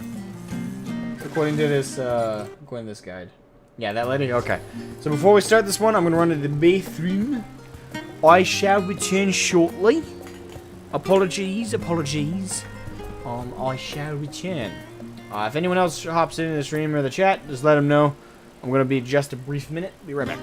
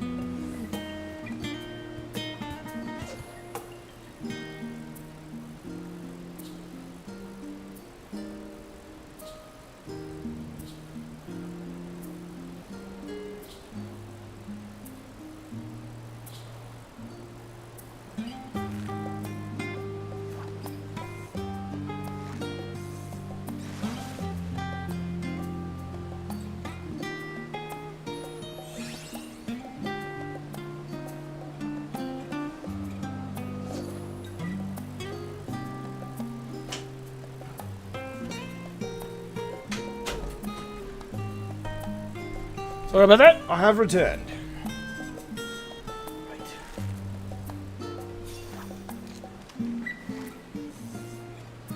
Righto, let's get underway with the Omega Questline. A heartless hypothesis. What? Ah, that's blown the cobwebs away. Time to return to work. Goodness me. Look who it is. How incredibly serendipitous that I would run into you of all people. I was part of the team which designed the Ragnarok, you see, and we've recently begun the process of combining through the vessel's flight log data. Combing through the vessel. The primary objective of your journey to Ultima Thule was to save our star and countless others, of course, but it also provided us with an invaluable trove of information, records of places and events that we could only dream of. Your safe return gave us much to be thankful for. As it so happens, one of the things we pulled from the log was a transmission of unknown origin, something the ship must have intercepted during its flight. We believe it to be an audio message, but even our most talented linguists have been unable to decipher the language. For a while there, it seemed we must accept defeat, but today may be the day that we finally solve the mystery. If you were so inclined, would you care to come along to Thomazine? It seems fitting to have one of the Ragnarok's original passengers present to hear history being made.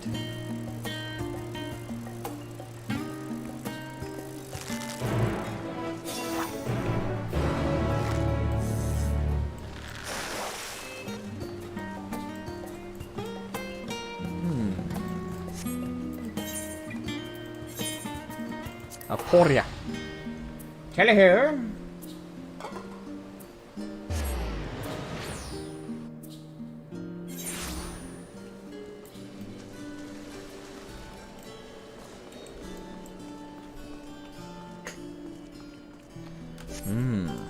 I am curious what this questline is going to entail.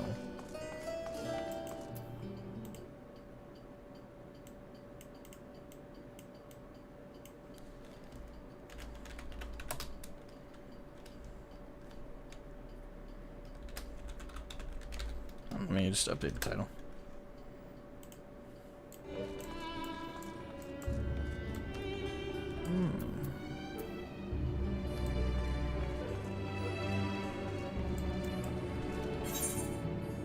I say, why am I going through here? I can fly over. Flight is a thing.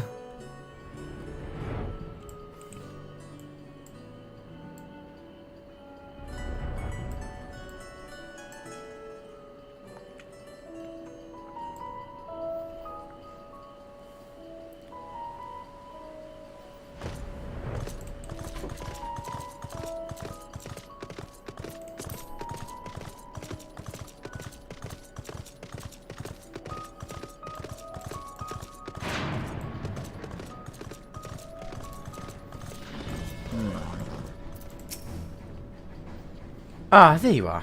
This is where we are to meet the engineers from Garland Ironworks, who, I am told, potentially hold the key to unlocking a mystery transmission. They should be along at any moment. Dive bomb.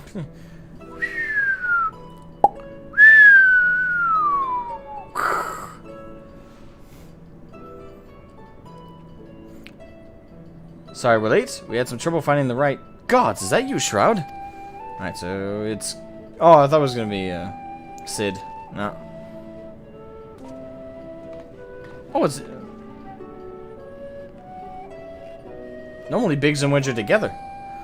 Yes, the man himself. I ran into him at the harbor, and thought if anyone deserved to hear this message deciphered, it was Shroud Scythe. Hey, Biggs. No argument here, but... That's right, he's got an Irish accent. No argument here. But bugger me, if you don't have a knack for being in the right place at the right time, this actually has more to do with you than you might think. So please do stick around. Shall we pick up from where we left off then? As I was saying, we think this transmission the Ragnarok intercepted is a message of some kind, albeit in a language entirely alien to our ears. Alien being the operative word here, considering we received the message out in the Great Expanse. Its origin was likely some distant star. Unfortunately, our list of off-world's allies is presently rather short, thus we were resigned to the fact that the meaning behind the message would remain beyond our understanding.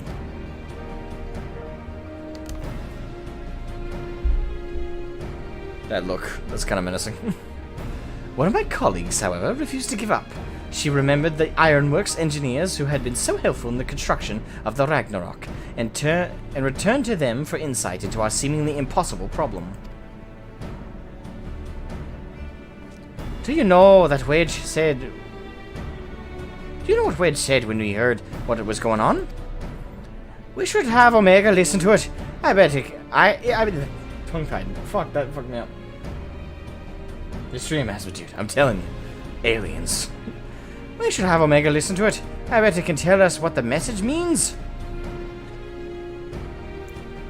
Not the Omega you beat in the Rift, of course. He's talking about the toy that trundles around with Alpha. The little model we made. We originally designed it to follow a chosen target and not much else, but I've seen it act in ways that, well, it's like it has a mind of its own. Then I got to thinking about those documents your lot sent to the chief.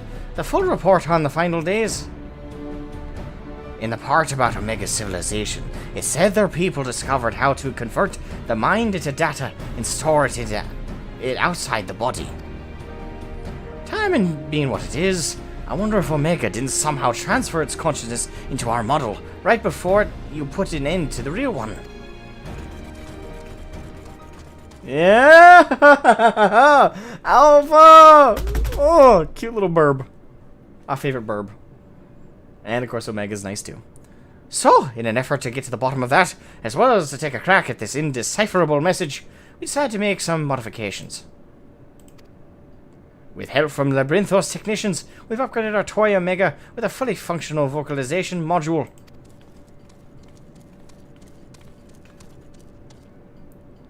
We played the transmission for Omega. I think it's ready to share. Hi, Alpha. I want a plushie. Are you there, Omega? Hello. I'll just say, are you in there?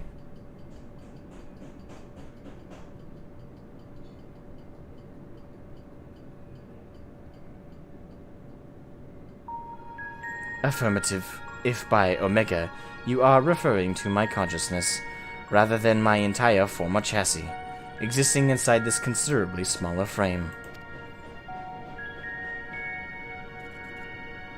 Prediction. You will formulate several misconceptions.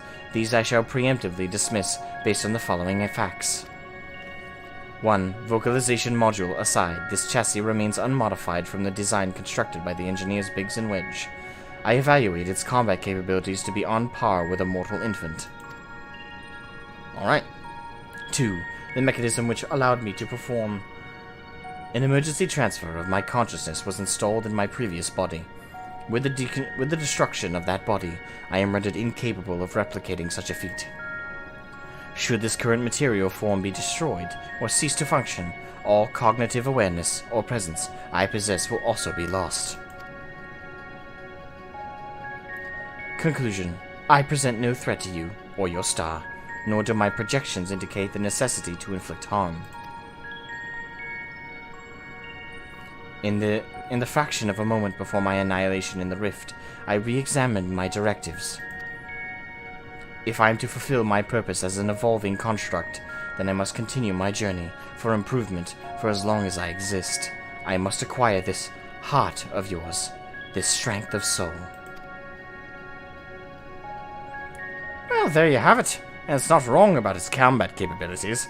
It'd be more likely to damage itself than the thing it was trying to attack.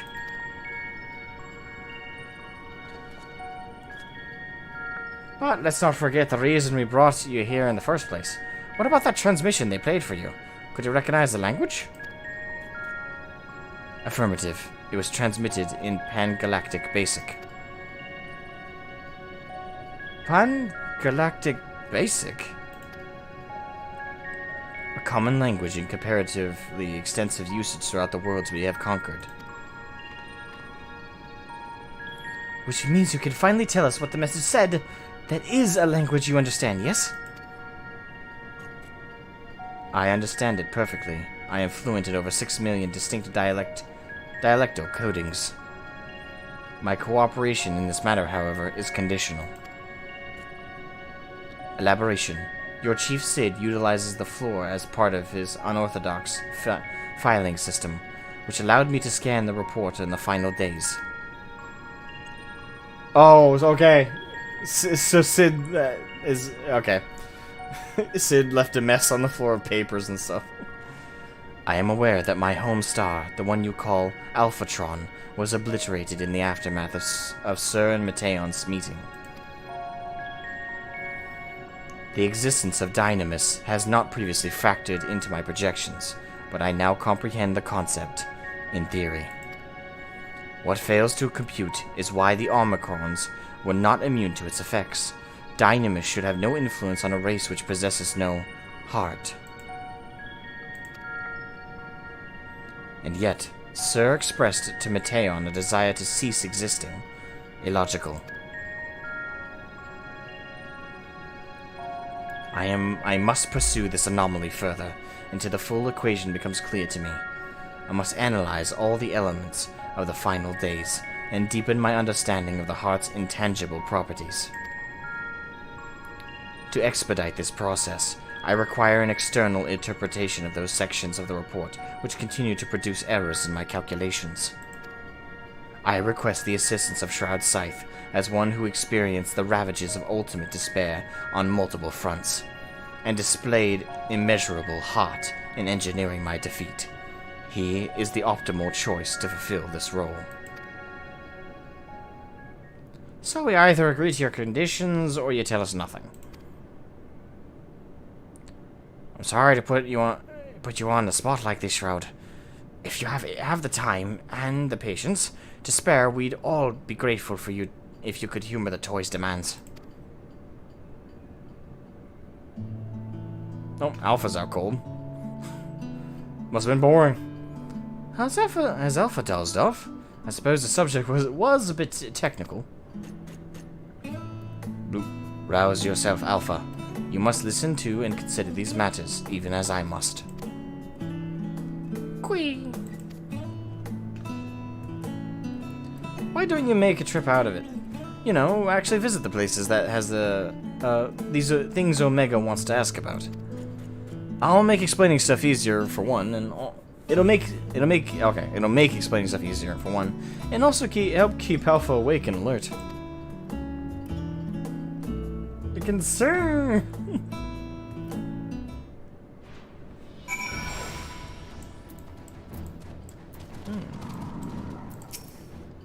Oh damn, Lauren's there.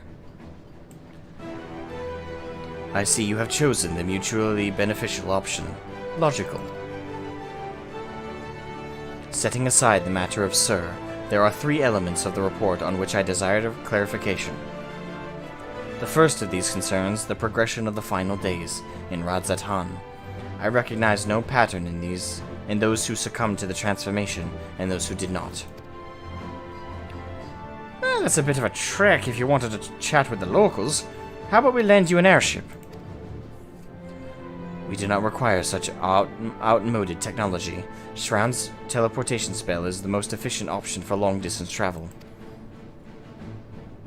This chassis is a model, essentially a toy, and Alpha, despite his organic composition, is indistinguishable from a stuffed doll. But he burb. With an X. Conclusion. We qualify as material possessions. Pick us up, and you can teleport the 3 of us to your destination. Or our destination. Alright, let's do this.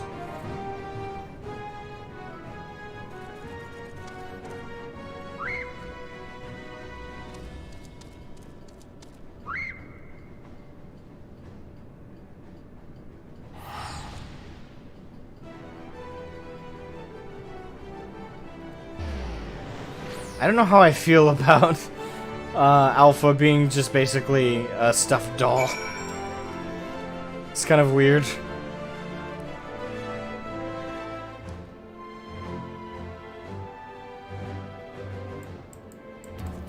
Oh, you're right.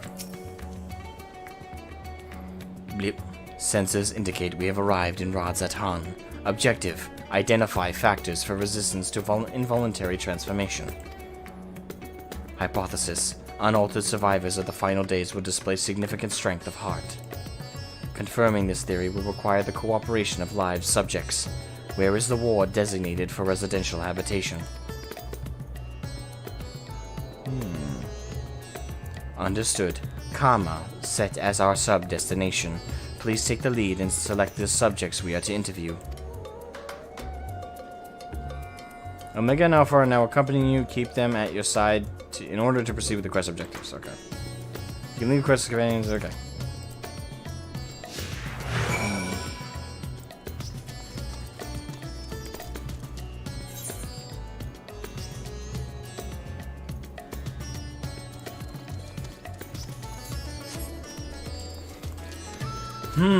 I'm very curious how what this is going to result in for Revelations.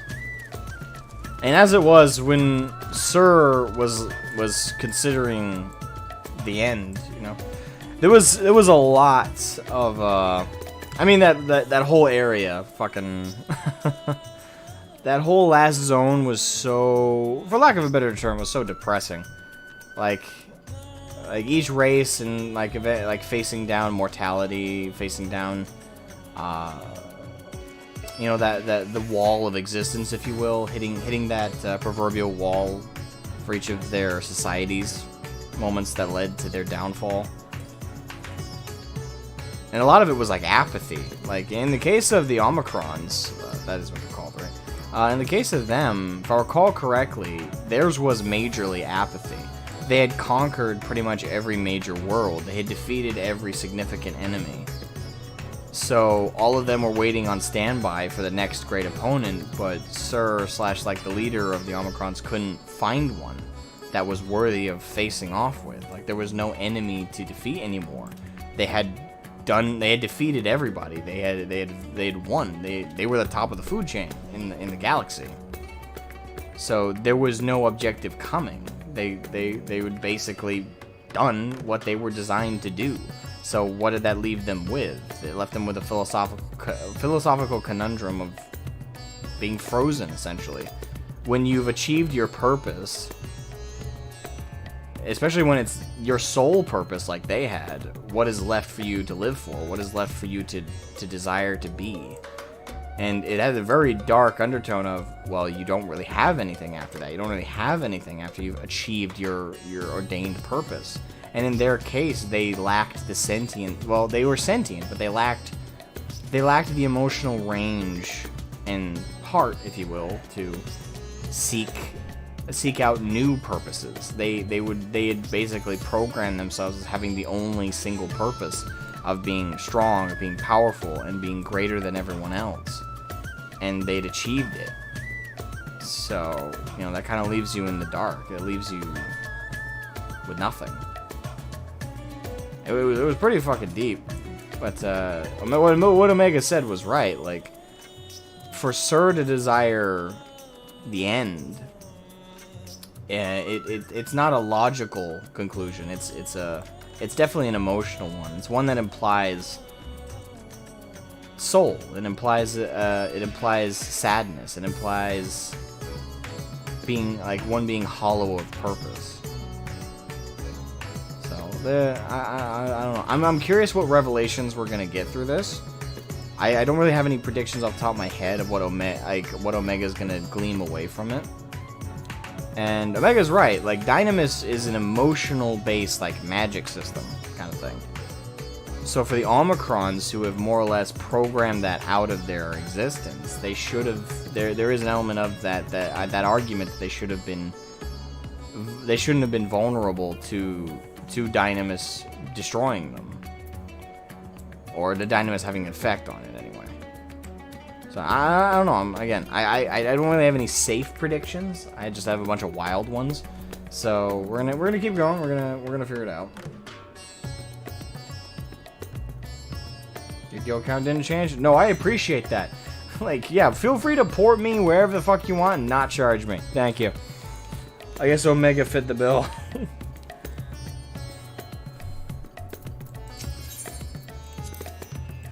Warning. Please avoid stairs whenever possible.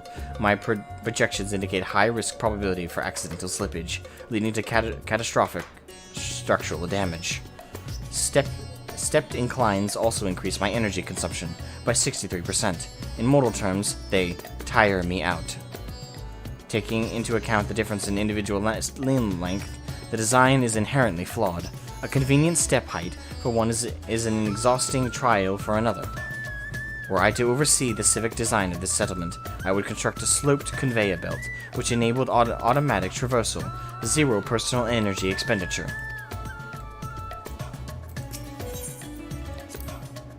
Quick!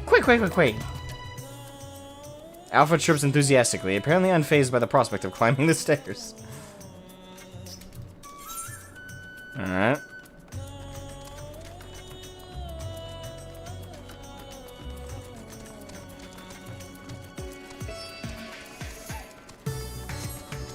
Sorry to tire you out there, Omega, but we gotta take the stairs.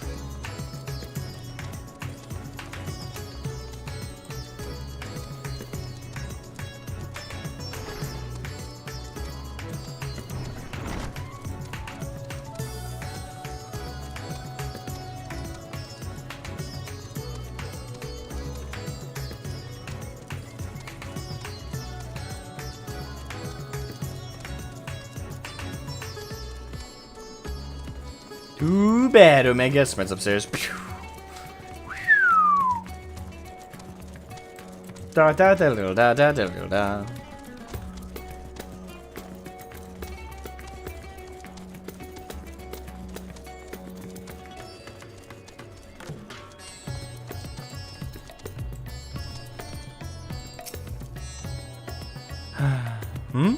Are you a traveler? Please, if you have a moment, I could use an outsider's perspective. You see, I was one of those who sought to escape the madness plaguing the world by fleeing to the moon. Not that we ever went in the end. So here I am, recently returned from Charlian, except now things are strained between my sister and I, since she chose to stay and I chose to leave. I asked her to help me find work, and she suggests I look somewhere that isn't Thavnir. As if I wanted to abandon my home? Ugh, it makes me so angry. Your point is unclear. You elected to relocate to a star satellite, thus your relative now perceives you in a negative light. Your siblings' judgment is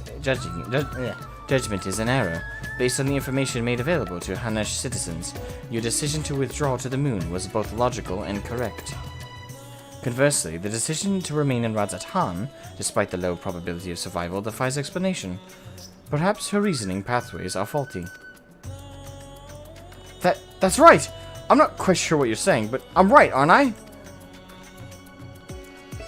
Or so I'd like to think. The problem is, I understand why my sister feels this way. I almost decided against going myself. Even then, I wasn't sure that leaving behind everything I loved was the right choice. And with that way out, it all turned out,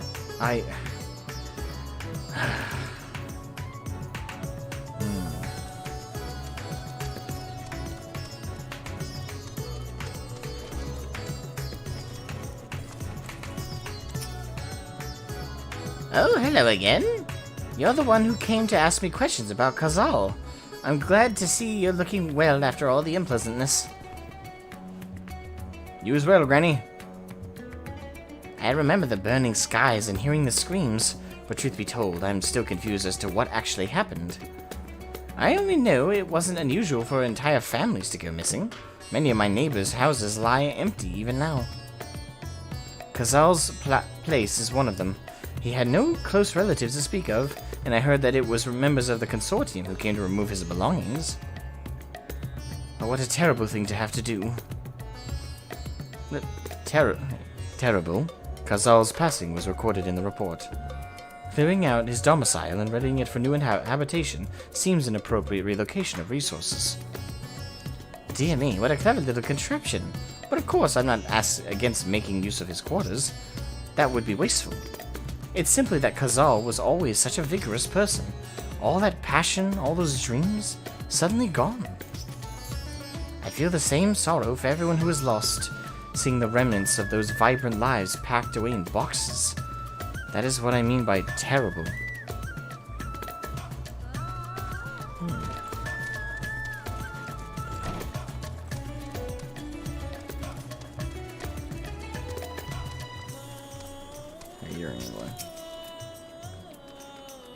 Hey, don't I know you? Yes, after the beasts were taken care of, you told me to join everyone in the square. Thanks to you, I was there when Vitra gave his speech, and I found out who Vashan really was. It's a shame we don't get to play like we used to. But Mama says Vitra has been busy putting the city back in order. Maybe I could work for him one day, when I'm a man grown up, or a man grown Vitra Midgard's Swarmer's offspring, yes? And this child wishes to put himself at the worm's command. Oh, that's Omega saying. Vitra, Midgard Swarmer's offspring, yes? And this child wishes to put himself at the worm's command, that he might make his own contribution to society. A pattern emerges, I predict that the Hanish survivors are those who had ingested Vitra's blood and become his draconic minions. Though dragons were no match for our civilization's might, their combat capabilities are not to be underestimated. It is unlikely they would experience emotions of dread or uncertainty as exhibited by lesser beings in times of undue stress. Dragons? I'm not a dragon, and I never ingested anyone's blood either. Ew. You are not of Vitra's horde, so you possess no hidden means to fight off the beasts. What of fear, then? You were frightened? Yes, I was frightened. I just hid and hoped they wouldn't find me. At least until he told me it was safe to come out. Shroud, I require a moment to process this input. Let us move apart and discuss our findings.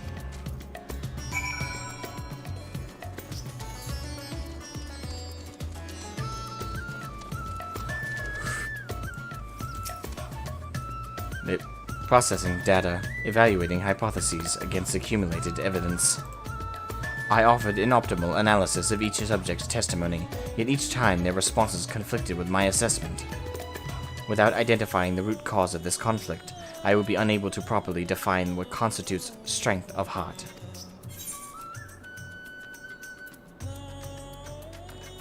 Perhaps the heart that you seek lies in the conflict itself. Perhaps we should continue the questioning. No, let's go with the first one. Because there's truth to that. I mean, hearts or... Because as far as I use the term, I would use the term strength of heart. It would be in reference to the conflict, like the conflict of decision making, the conflict of understanding, the conflict of the emotional complexities. Because strength of heart is very much overcoming that challenge. So if I think they're gonna go the way that they're gonna go, the story is going to lead towards that greater concept.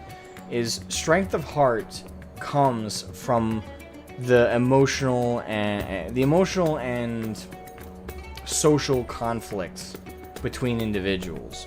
That strength of heart references overcoming those hardships of the heart, such as the differences of decision making between those siblings. One decided to stay because she staunchly believed in defending their home to the last man, and if they were to face the end, they faced it in their home, while the other chose to flee in preference of the survival of the people over the sustainment of their society, which is a very major conflict.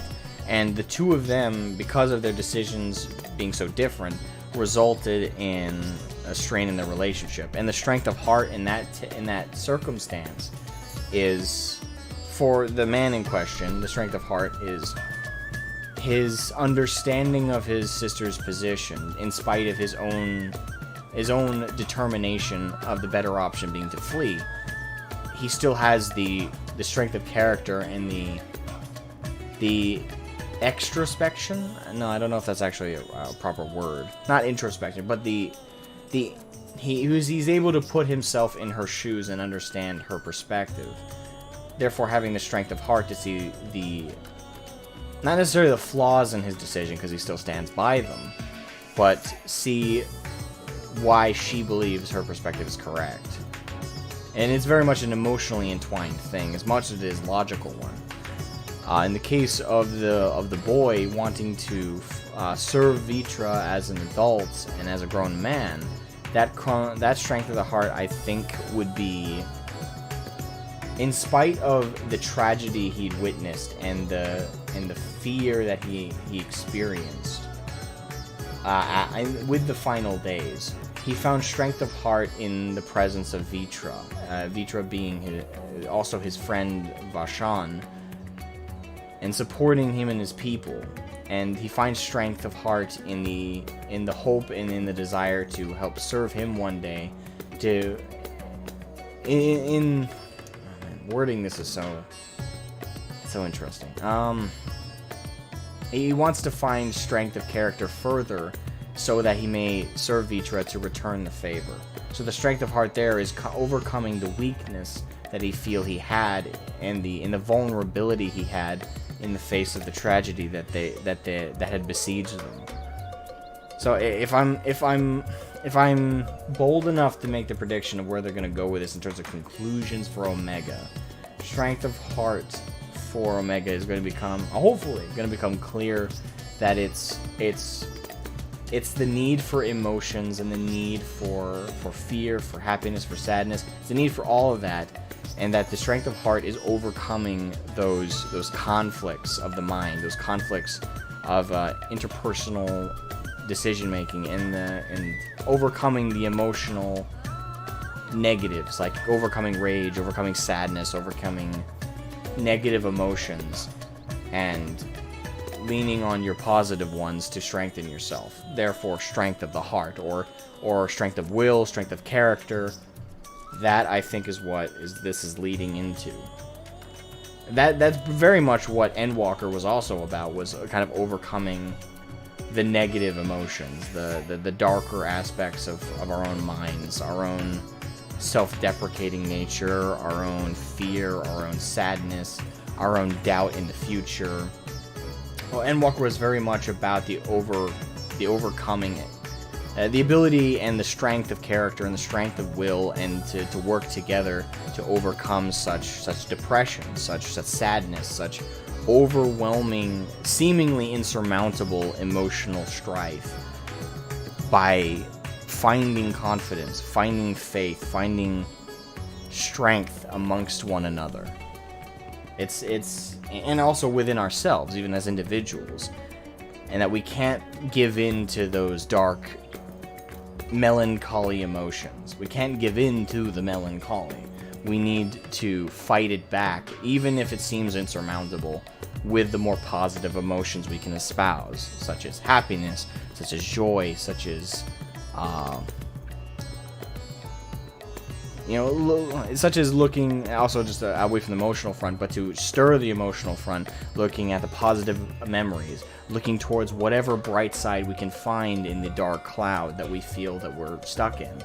It's been a theme throughout all of Endwalker, and it seems like they're kind of doing a subcategory of that here with Omega.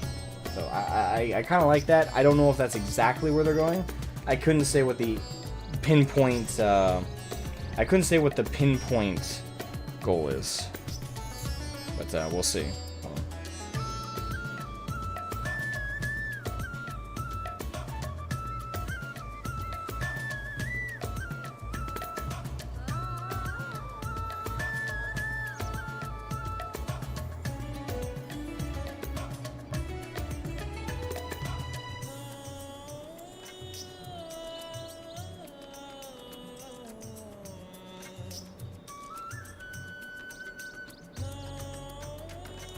My family's getting dinner ready, so I'm just kind of talking to them.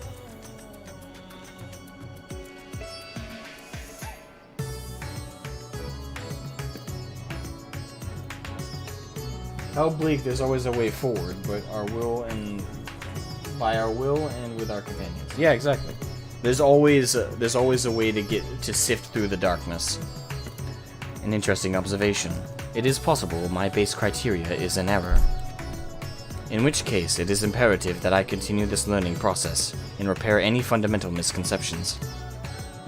Next, I wish to interact with an individual who endured similar circumstances to Kazal prior to his transformation. Are you acquainted with any local merchants who had dealings with him?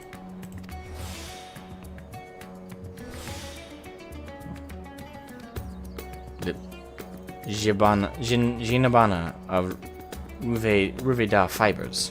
Acknowledged. Subdestination set.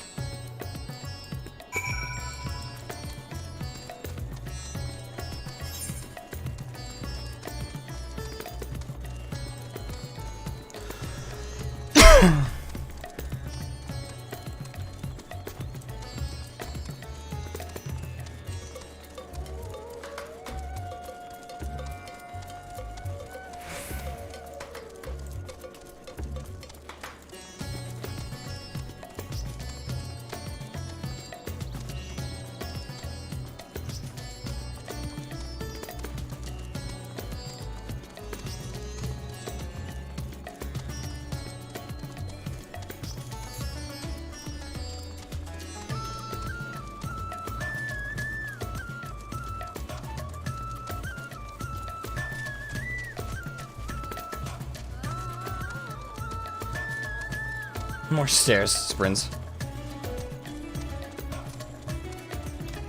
Whee!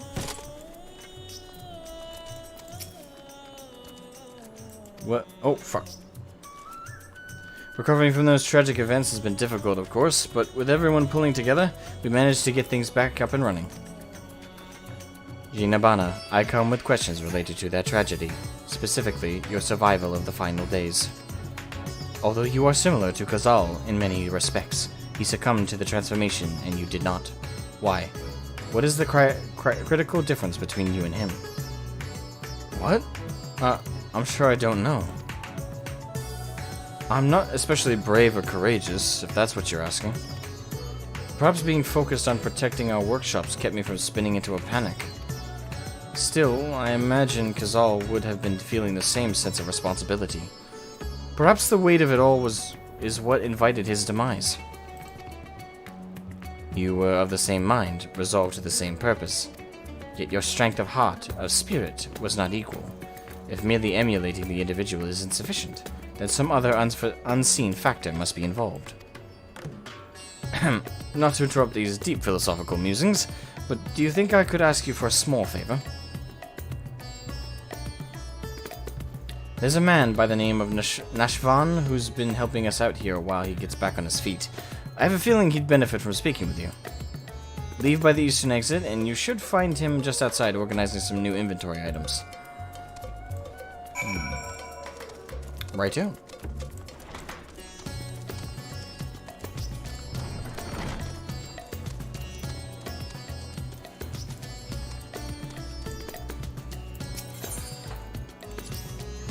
The equipment being manufactured here is one to perform specific duties, yes? Conceptually, it must it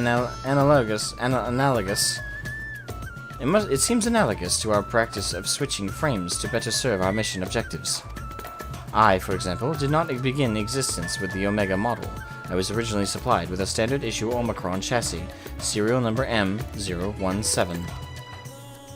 On this world, the alphanumeric combination would be considered my given name. Such designations are drawn from our nearly infinite register of celestial bodies to avoid the possibility of duplication. Furthermore, the cluster known as M017 is better expressed in your language as the Omega Nebula, the same word I use to introduce myself to your kind. Though you associate Omega with the advanced weapon construct, it is also my name. And I see no reason to change it, no matter which frame I inhabit. That's fair.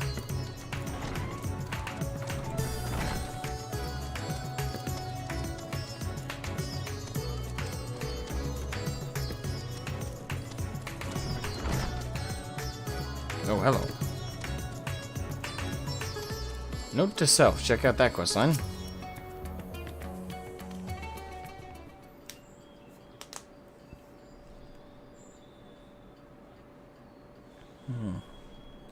That's all our orders accounted for, and everything looks to be of good quality. Kamal will be pleased.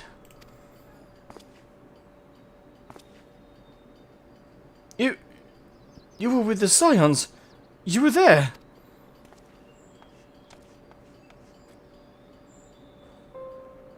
Yes, I'm sure of it. I'll never forget that day. You and your friends helped us escape when people began changing into beasts. My own son, he was afflicted. Then that huge monstrosity loomed right over him, and I remember my heart turned into ice, freezing in place. The satrap came to my aid, but then he too was gone. Oh, fuck, I remember. Right. Oh, that was him. Fuck. Oh, yeah, that was dark. That was fucking dark. The memories run together in my mind, like flashes from a nightmare. Only the words of your comrades still ring in clear. I repeated them over and over like a mantra as I fled for my life. You must run for their sake and your own.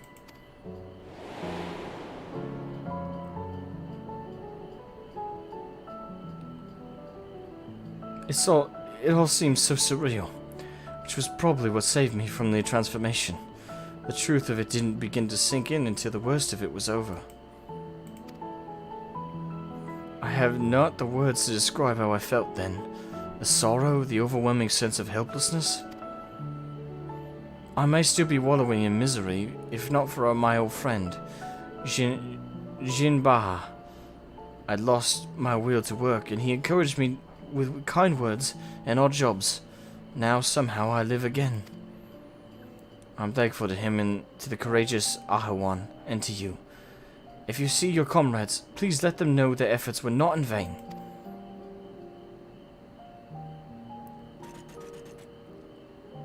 You said you lost your will to work. This signifies a cessation of efforts to maintain basic life functions, yes? What changed to extract you from that stagnation? An offer of work from Jinbana should mean little to one without the desire to accept it. Was it some manner of mortal instinct? A primal need to survive and thrive? Instinct?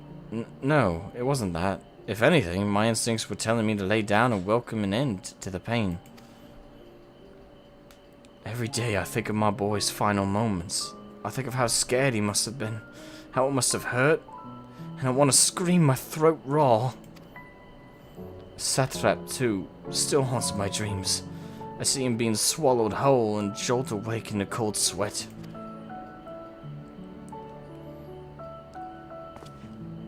But something changed when Jinbaha came to me. I looked up and saw that, even without my son or Ahawan, the world around me continued to turn. And because that fact grieved me so, I knew it fell to me to live on and remember them.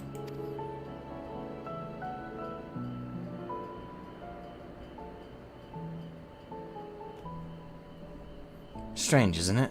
What drives me to rise in the morning is the very sorrow which had once crippled me.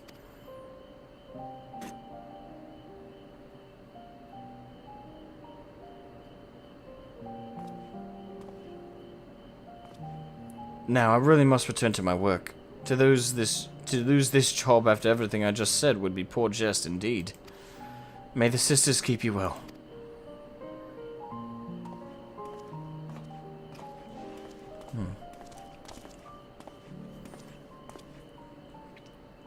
Sorrow, the emotion generated by mortals when their ideals fail to materialize. This I have observed. Yet when I listen to how Nashvan's sorrow served to rescue him from near-fatal despondency, his logic eludes me.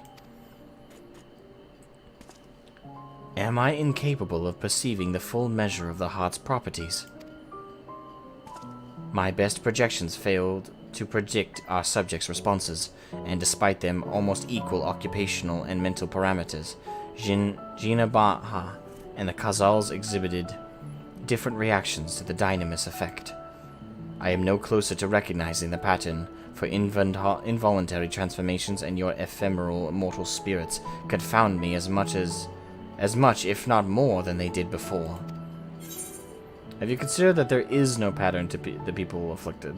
The hearts of others were ever shrouded in mystery. Perhaps it is time we moved on to the next element you wanted to clarify.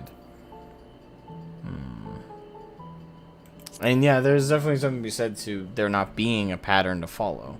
Every individual is going to respond to the same parameters differently, solely because everything that accumulates as their soul, as their mindset, as who they are.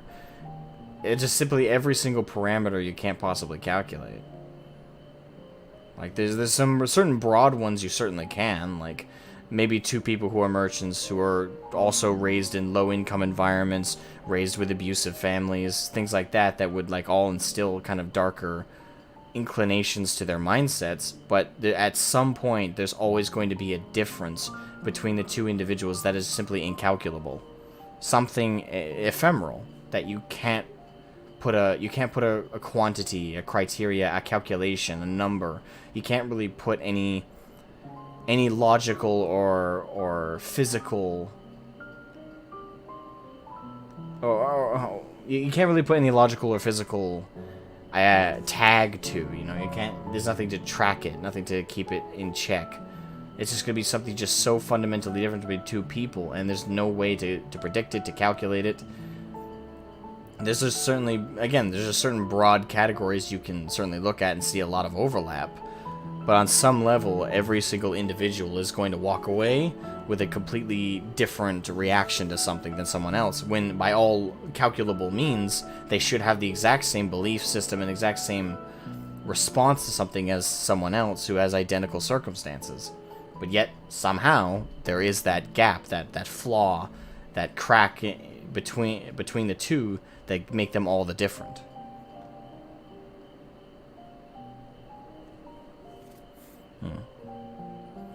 No pattern. You imply that the transformation was not contingent on individual fortitude, but rather a random contribution of environmental factors. Such a theory would explain the otherwise conflicting data. Very well. I shall accept this as a provisional conclusion to this part of my investigation. I do, however, expect you to continue supplementing my education of heart-related matters.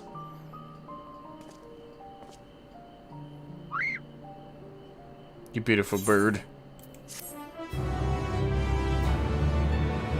If I talked to Alpha in the little circle, he proudly showed off his Garland Ironworks uniform. Nah, that's cute.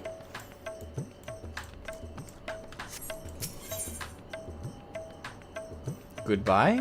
Oh, okay. Our destination will be Camp Broken Glass. I desire elaboration on the dealings between the Ilsabad contingent and the citizens of Garlemald. The report described the contingent's purpose as the salvation of the local populace. Furthermore, both factions faced a common enemy in the Tilofaroi. Why do they not immediately combine forces to their mutual benefit? This inconsistency requires closer examination. Shroud, initiate teleportation.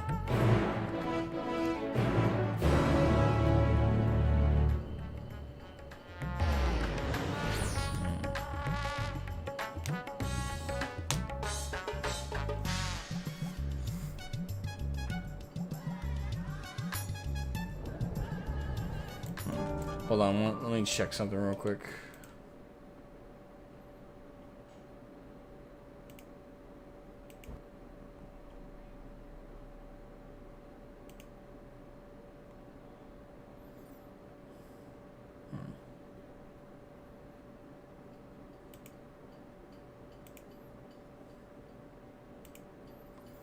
I just want to look at something real quick.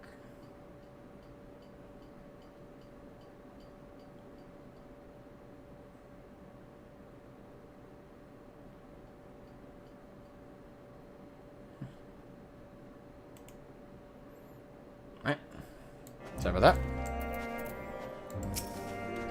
Teleportation successful. Evaluating immediate environs. A cold weather region by Aetheris standards, but significantly less extreme than a star with ice planet classification. This body should not be unduly impeded. In contrast to Alpha and his uncontrollable shivering, my frame appears highly restrained, resistant to low temperatures. Retrieving data. Records indicate that remnants of the contingent force and a number of Imperial citizens yet inhabit this location. We must speak with representatives from both factions and explore their respective attitudes. Proceed. Omega and Alpha are now accompanying you. Keep them at your side in order to proceed with quest objectives. You can leave your quest companions behind by entering a different area or by speaking with them and selecting the option. Okay, okay. Boom.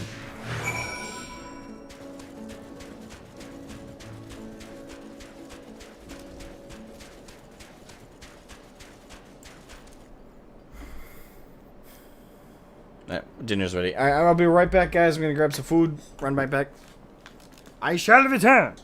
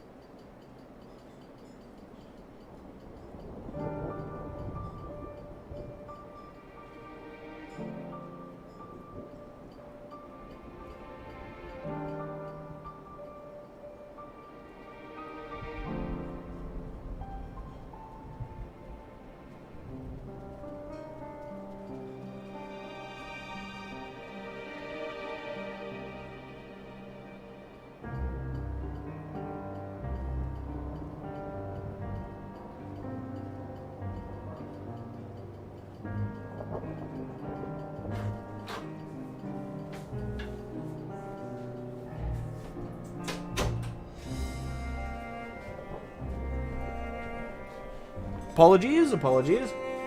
Dinner is an important meal. Very important. Very, very important.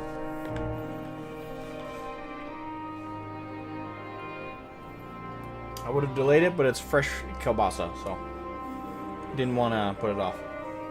Apologies.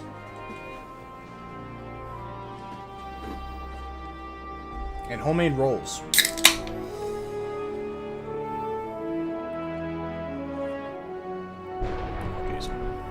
Again, that lightning effect is weird. Because the way it illuminates everything is very odd.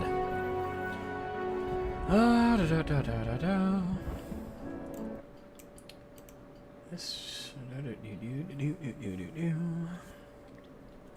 Wow.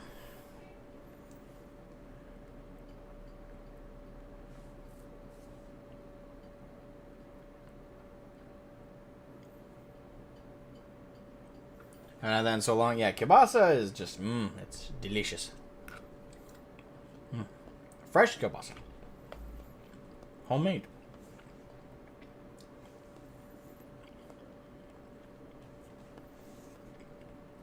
While I try and quickly consume this in a healthy level, I'm going to share the stream over on my other channel, the 40k channel.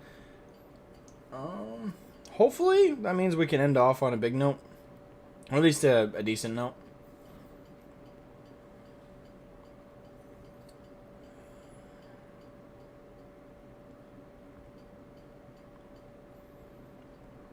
Hey, Ludus, what's up? The Asmogan returns. Yes, I am back. Welcome to the stream. How you doing, man? Yeah, I'm real quick gonna share the stream. Because unfortunately, most of the stream, it's just been, me and Lightning Lunatic. Zolthi stopped by earlier. I think he left, though. And, Anders had to go to sleep. And Nathan hopped in a little bit tipsy, so he probably fell asleep. But, yeah, most of the stream's just been me and Lightning. Which is okay, you know. It's not a big deal.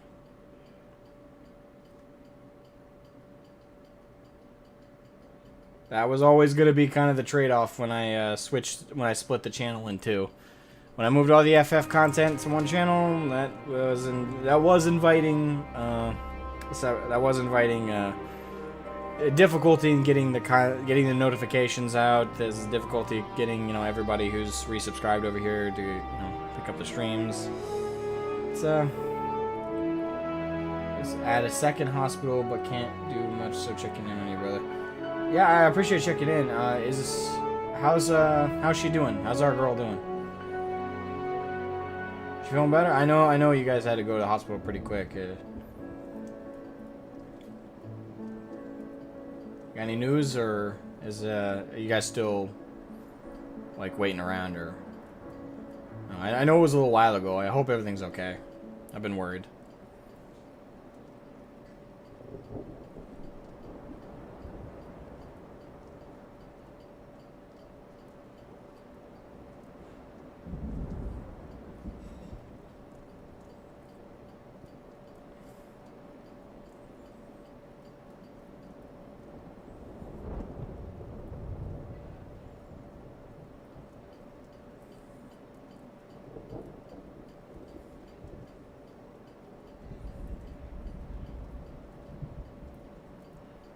Sorry I missed your Vermintide stream. Nah, it's okay. That stream ended on a weird note. Got into a very heated debate about it was kind of about a couple different things. It started off as a debate about the Clone Wars cartoon and Dave Filoni stuff, and then kind of from there it evolved into a debate about the clones. It evolved eventually from that to talking about the betrayal of Order 66 and whether the Dave Filoni changed to the lore of the clones doing it from originally what was essentially their free will, so to speak, from their ingrained, indoctrinated training to serve Palpatine and obey the orders that he gives, as well as propaganda of that time being very much in favor of Palpatine, that they just obeyed orders as such. Whether that made more sense and whether that was better than the plot point of what I thought was better, which is Dave Filoni's change, which was having it so the clones were actually, independent people, very much so, that were trained and indoctrinated in a sense to become the troopers of the Republic, but were also still people. They still had a full range of emotion, they still had free will, so to speak, they still had that element to themselves. So, making them actual characters for the plot of Clone Wars, and also, in my opinion, making the Clone Wars actually more interesting and giving it far more depth, and making it a much better story. So I really like that change, And the chip change, the major change that came with that, though, unfortunately, was because they had built this rapport and this relationship with the Jedi, it no longer made sense for them to just drop everything and obey the Order 66 when they had gone through so much with these people. It would have felt very, very evil. It would have felt very, very dark and shallow. And it would have made part of the Clone Wars series feel pointless. So I thought the chip inclusion fixed that, because honestly it fit better. It allowed the lore to maintain them having that depth of character, and allowing them to evolve, and also still making it make sense for them to betray the Jedi when given the order, the biochip activating. So I liked that change in the frame of reference with the clones being allowed to have actual character. So I liked that change for that feature. And they did not agree with me, and it was a very vehement disagreement. And then it became a debate about the concept of indoctrination, of free will, and of of propaganda as well. That still maintained it. And then also, point is, it was a very long, strenuous debate that could have been avoided.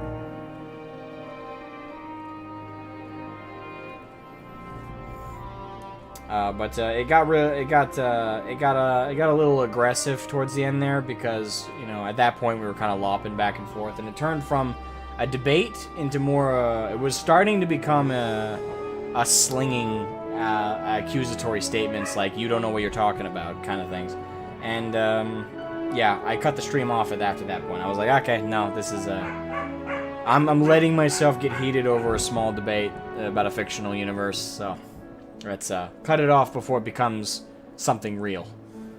So I ended that stream on the best note I could, which was, and on that note, have a good one, folks. So, man. Don't really know, but we are checking if she is. Okay.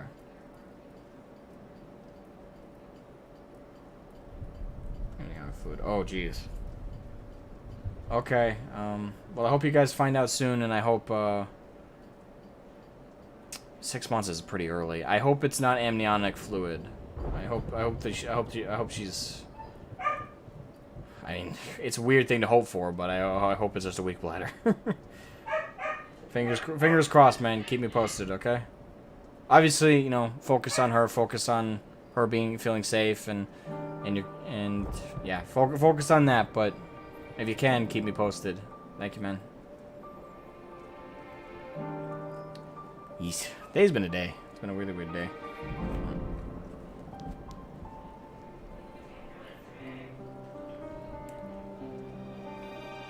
I'm real quick advertising the stream. Hold on, before we completely wrap up the Omega quest.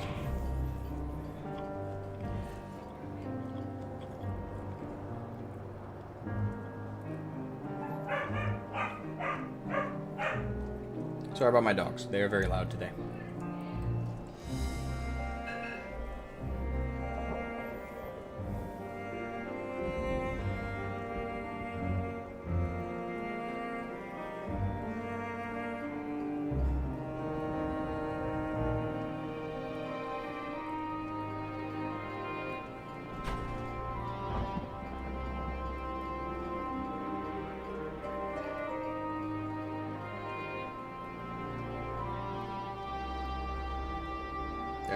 I shared it. There we go.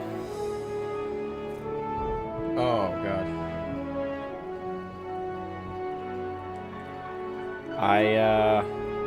Damn. Okay. I don't know what the recourse of action the doctors have to take then. Focus on her right now, okay, Lotus? Jesus.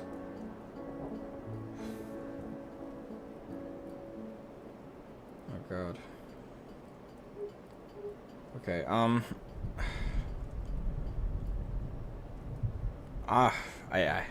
don't even know what to say to that. Oh, God. Okay, I'm gonna... Okay, Obviously, I don't need to tell you this, but you know, you focus on her, okay, John? You focus on her. Give her my best, and I really hope. Okay.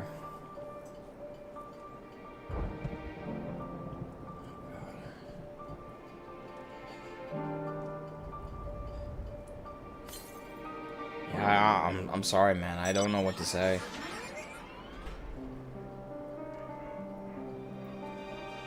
I really wish I had a response.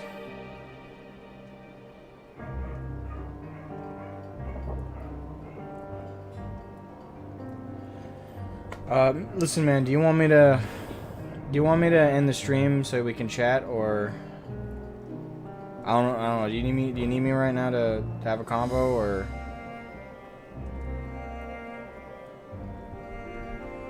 No, that's fine, man.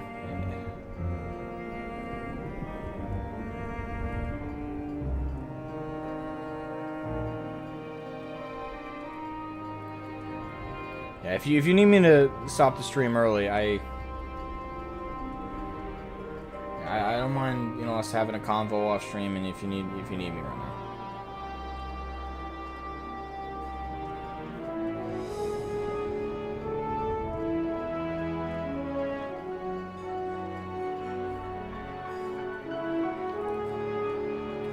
I'll tell you right now, though. I have no idea what I can say to help, though.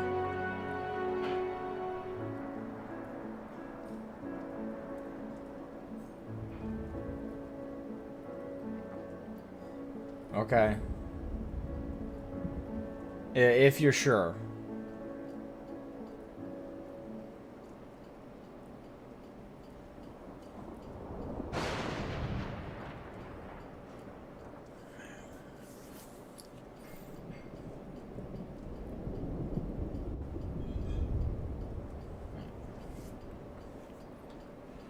Yeah, if you're sure, brother.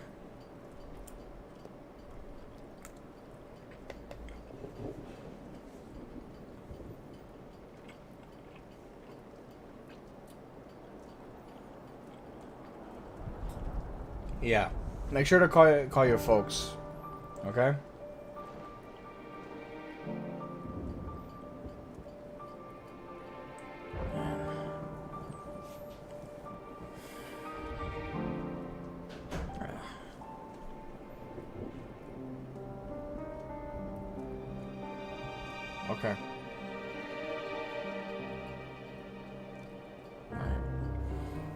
Okay. Okay. Yeah, you make those calls, okay?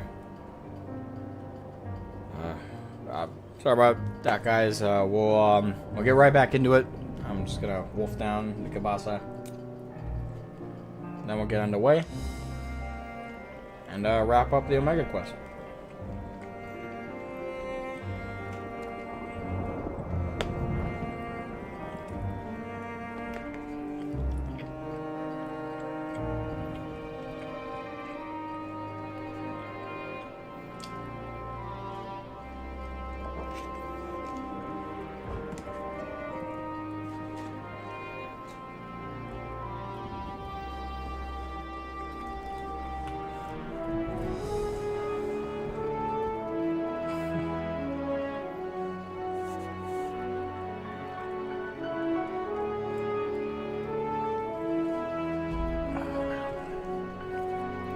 I don't know about wonderful. It's but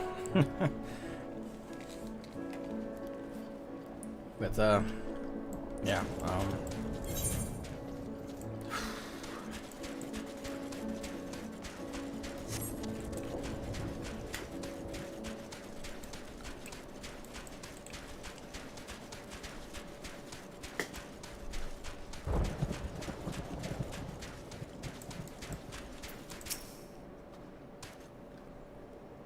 Shroud, come to see how things are progressing, have you?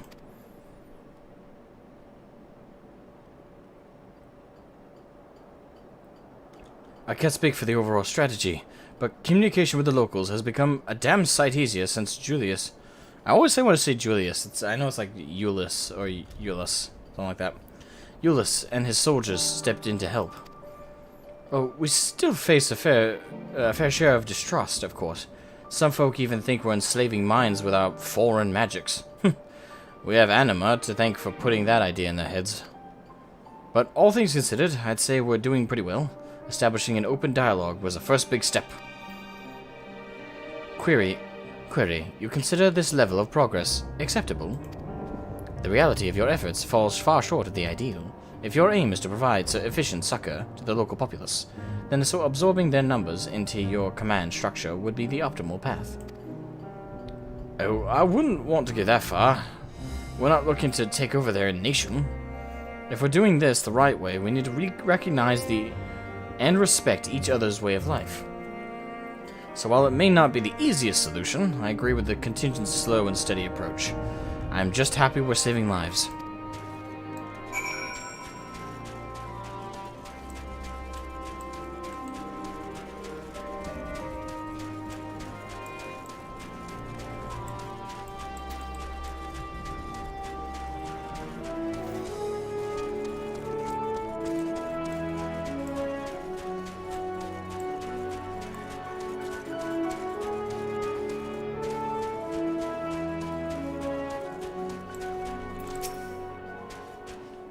A shadow from the past. Yes, I know you from Victor's Spoils. Have you come to laugh at me? A wretch who chose to lose Licinia and her sister rather than accept your help? The fool who ended up reliant upon your charity nonetheless? Well, perhaps I deserve your derision. My compatriots surely scorn my failed conviction. I have shamed my people and brought dishonor upon my nation. I am no better than a kept beast, my pride sold for a bowl of feed. But my soul, nay, that you shall not have. I have refused your honeyed offers to a new home. This land is where I belong, and this is where I shall remain. You demonstrate opposition to the contingent's overtures. On what basis do you refuse their cooperation? The data suggests the local populace is struggling to produce the bare minimum of sustenance. Have you some secret strategy for survival, or do your orders compel you to accept your present misfortune? What? Must I be mocked by a Magitech toy now? No, I have no secret strategy. No binding orders. I but comport myself as any true Garlean patriot would.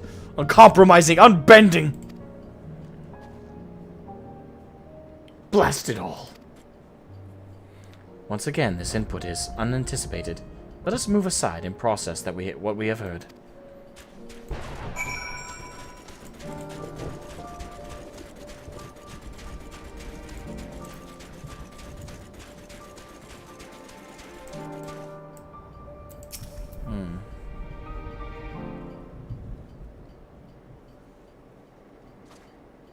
Accessing and analyzing recorded data. Integrating complete. I have evaluated this most recent input and made comparisons to our discoveries in Radzatan. Consistent only in their inconsistency, the responses from both contingent member and Imperial citizen were highly irrational. Conversely, any Omicron considering their predicament would have echoed my assessment exactly. The divergence from self-evident logic is key. Hypothesis. The illogical relationship between would-be saviors and suffering populace is another result of unpredictable nature of mortal hearts. Any property or ability has inherent advantages and disadvantages. Yet never have I encountered such unique detriment. It appears that those who share your metaphysical capabilities are prone to complicating simple cognitive processes. An undesirable quality. I will, however, persist in furthering my understanding of the subject.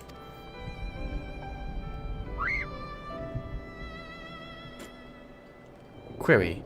Prior to formulating our next step, I wish to know who is this Licinia the Imperial mentioned? That's the girl and her sick sibling that ran out in the snow and died, if I recall correctly. Unless I'm recalling the wrong person.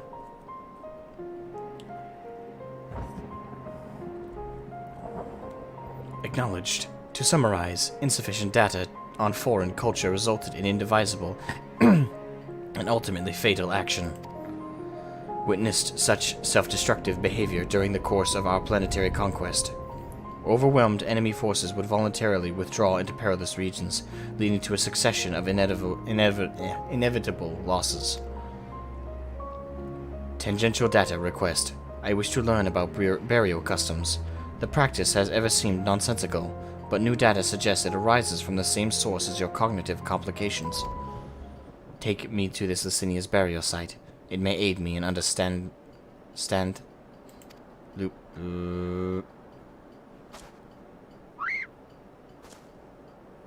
Energy delivery systems compromised. Core temperature critically low. Warning, immediate heating required. Request apply friction to outer frame. Oh, he froze. Okay. Rub some warmth back to Omega's. Okay, feels really random. Okay. Rub him like a genie's lamp. Very aggressively. Talk about some callbacks, though. Every time we come to... Garlemald is the most depressing fucking area, let me tell you. It still is. Even in this quest line, it's still fucking depressing. Bloop, bloop. Temperature nominal. Energy levels stabilizing. The creators of this model must have experienced impaired cognitive reasoning during the design process. Upon our return, I will request additional climate shielding, as well as an accurate temperature sensor array. This will not affect my combat capabilities, but should improve my basic survival rate. Reconfirming sub-destination. In which direction will we find Victor's spoils? Not a gumbo. Yeah. Blip. Acknowledged. Alpha, you are to remain in close proximity, close enough to envelop me in your feathers. You are permitted to carry me on your back, if you so choose. Hey, Alpha. Use your wings and keep me warm. Thank you, servant. My slave. Omega, be nice.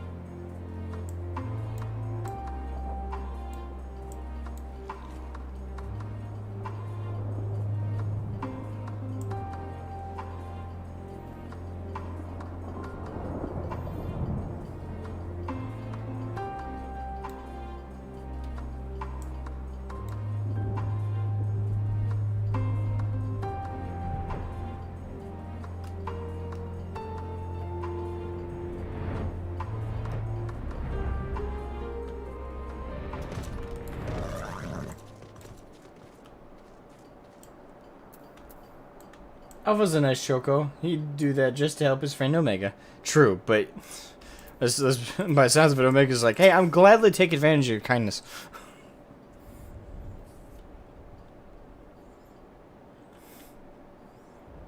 But true, Alpha would be a nice burb and offer his feathers. A deceptively deep snowdrift almost defeated me, but we have successfully arrived at the location you indicated. Caution advised.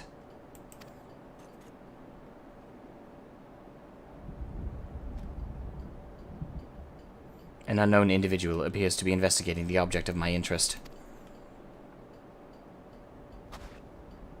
You're Eorzea's champion, aren't you? Shroud Scythe.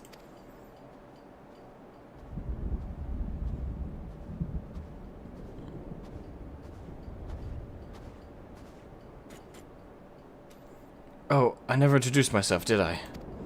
I'm Manius, soldier of the 1st Legion and comrade of Eulus. Perhaps you remember me from Tertium. We spoke about collecting ceruleum, and again later on after Lord Quintus had passed. Passed. That's one way to describe that.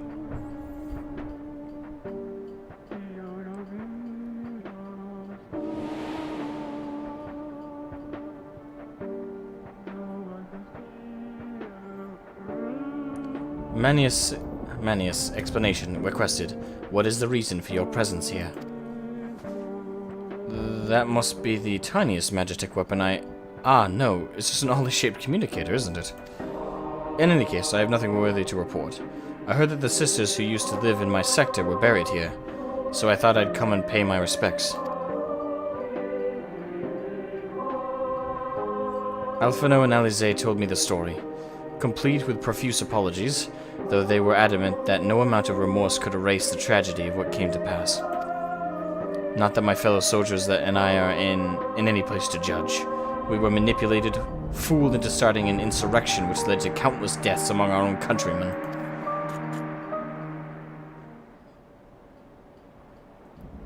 Objection. The casualties incurred through your infighting were distinct from those caused by the Ilsabad contingent. To restate, you are justified in seeking restitution from the contingent for causing the deaths of Licinia and her sister. Retaliation for damages sustained is also a logical progression.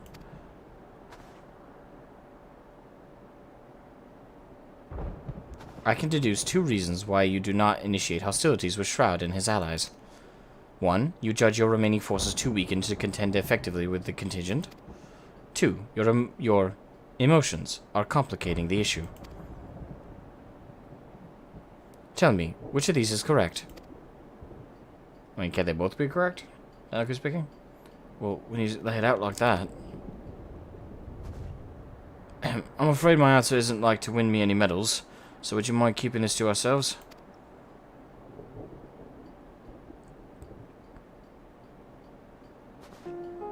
There's the unspoken thought that we're outmatched on the battlefield, certainly, but the real reason I'm not demanding restitution has little to do with weighing the odds. The simple truth is, I am so caught up with the simple survival that I have no strength to spare for past grievances. The same goes for avenging any comrades we've lost, be that my brothers in arms or Lord Quintus himself.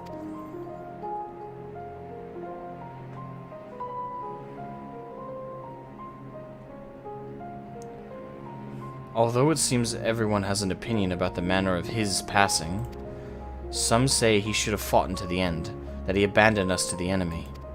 Others praise him for taking the full burden of responsibility and freeing us to walk our own path. I don't know who's right and who's wrong, but I'm inclined to side with the latter. He gave us a choice of freedom, and that's the choice I made. I could cry and rant and rage, but what would be the point? I'll save my energy for worrying about my next meal, my next task. I need to focus on the ones left behind, on making some kind of life for my comrades and me. And if I need to lean on the contingent to do that, then that's what I'll do. Even if their aid comes at a price, I'm willing to pay it. Even amongst your own, there are times when cooperation demands compromise. What matter that they're outsiders? Besides, I think I could grow to like Alphino and Alize. They've reached out to us with kindness and compassion from the very beginning. I'm proud of those kids. Summation. Your desire to survive, even should it mean allying with the contingent, was a feeling you already harbored.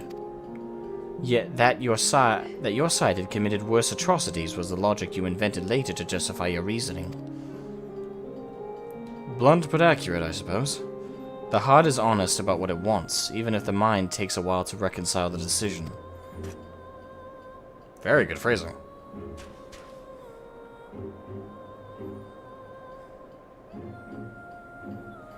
Well, this has been oddly cathartic, but I must return to my duties. There are wild beasts to cull, watch fires to light, supplies to transport. Even without an emperor, there's no rest for an imperial. Be well and stay safe.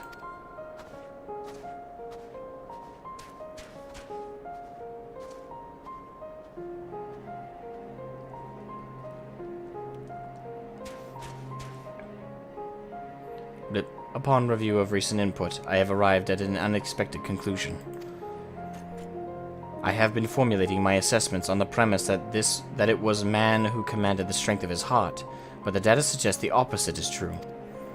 The surge of spirit, of feelings, of emotions can entangle your thoughts to such a degree that even control over your own behavior is compromised. It seems a most counterproductive specification. This also explains why my interactions with mortal subjects have produced more confusion than clarification. It presents a formidable barrier to understanding.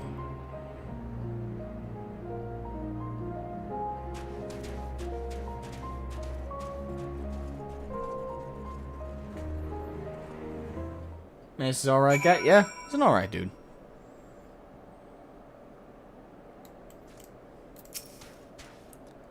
Blip. My earlier hypothesis has been borne out. The suboptimal operation being conducted here is the result of emotionally compromised reasoning. I am ready to progress to my third and final query. I would learn more about those referred to as ancients. It is clear that this group was a crucial factor of the final days, but the information contained in the report was insufficient to form an overview. The Loporrits are creations of the ancients and are said to maintain repositories of their knowledge. By my calculation, the base of these moon dwellers will provide the best source of additional data. Teleport us to their burrow, Shroud, preferably before my battery freezes. I'm glad to leave Garlemald. Every time we fucking go there, man, it's just depression. Not depressing, it is depression. Ugh.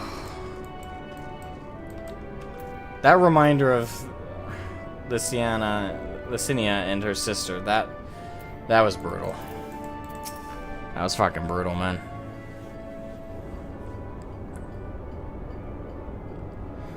Oof.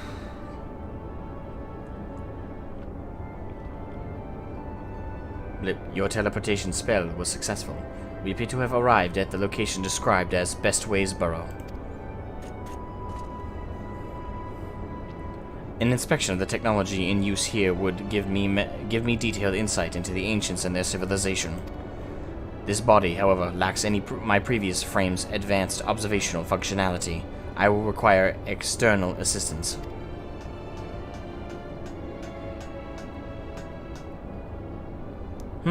No, it can't be. Hello, Growing Way. It is you! Oh, Shroud, I've missed you so. What's this you've brought with you? This soft, feathery vision!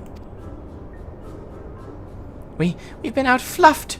Pack up the moon. It's all over. I mean, I do think Alpha's cuter than the Loporrits, but that's me. The Loporrits are fucking adorable, though. It's a competition between extremely cute and cute. Or very cute, sorry. We've been out fluffed back to the moon. Why bother with burrow building bunnies when you could walk around with this adorable avian engineer? Just bake me to a pie and be done with it.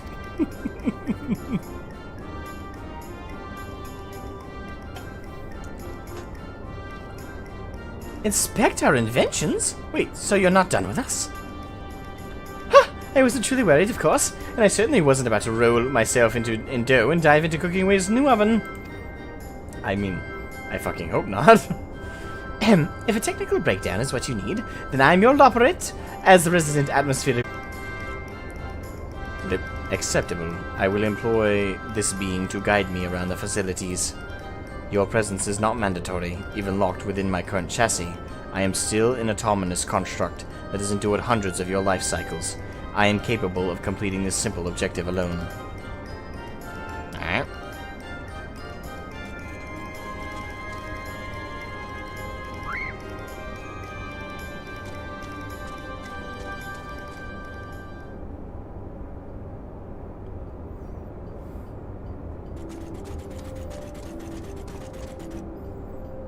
Objective complete.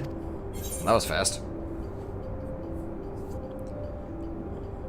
Was the tour helpful? What happened to Growing Way? That's a fair question.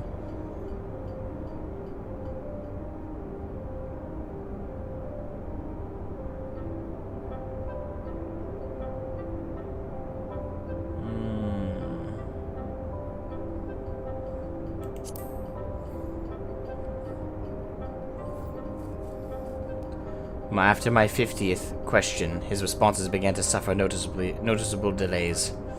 By the state, we had viewed a representative cross-section of Loporrit engineering, thus I deemed it unnecessary to retain his company. You ditched him. That's nice. How nice of you, Omega.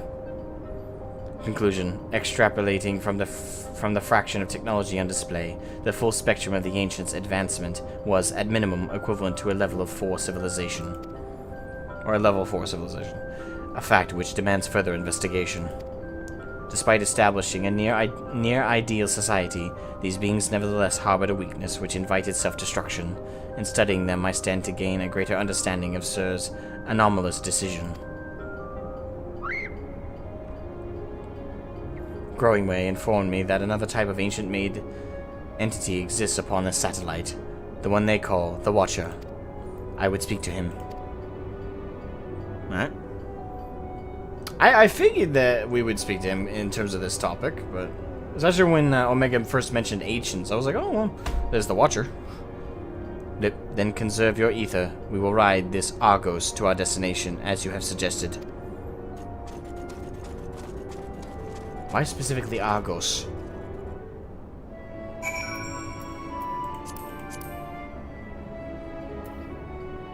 Mount Guide. I guess we'll put on Argos just for the simple reason of I want to. Argos, you beautiful best boy!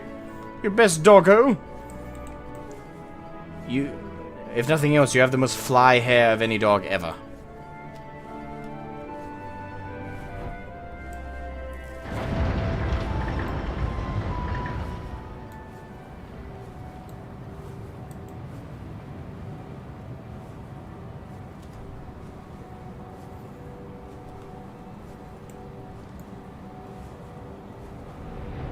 Oh, okay.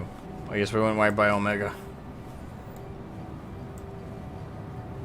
Yeah, there.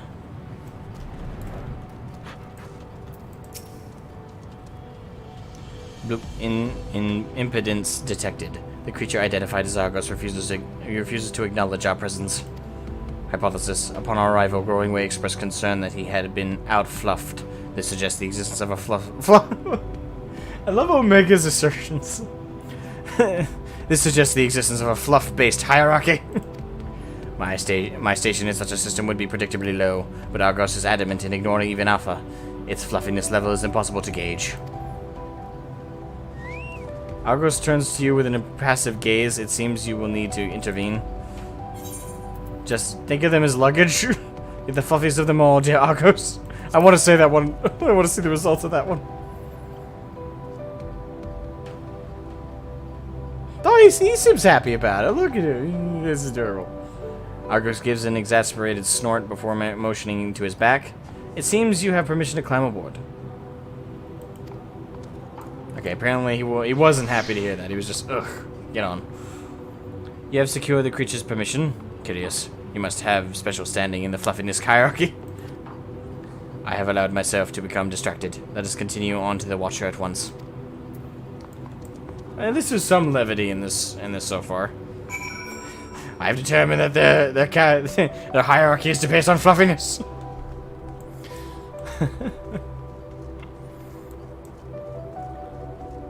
It's kind of funny.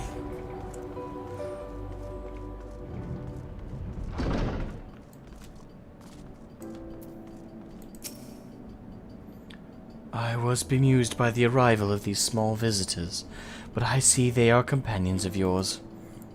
What a rare thing for my abode to be thus crowded. How may I be of service to you? Hello, Watcher. My purpose here is to learn more about the ancients. I would know of their deeds, their philosophies, their very nature of their hearts. I would understand why the final days was visited upon by my home star. A worthy endeavor, but there is another better suited to assisting you with the task. That was the Watcher. Perhaps you might favor us with a tale or two of the ancients you met during your travel shroud. My fragmented memories would be a pale substitute indeed for the clarity of your more recent experiences.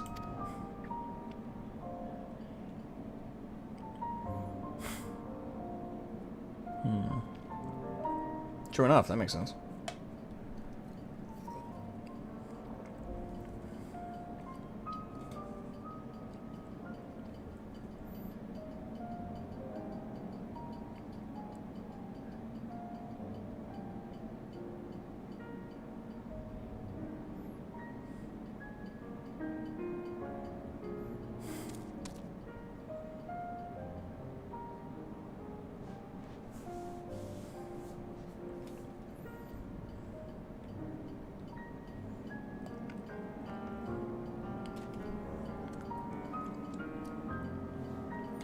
Yes, I can envision every detail. Your meeting with Vanar and Emmett Selk and Hildibrand. The sorrow and determination of Hermes.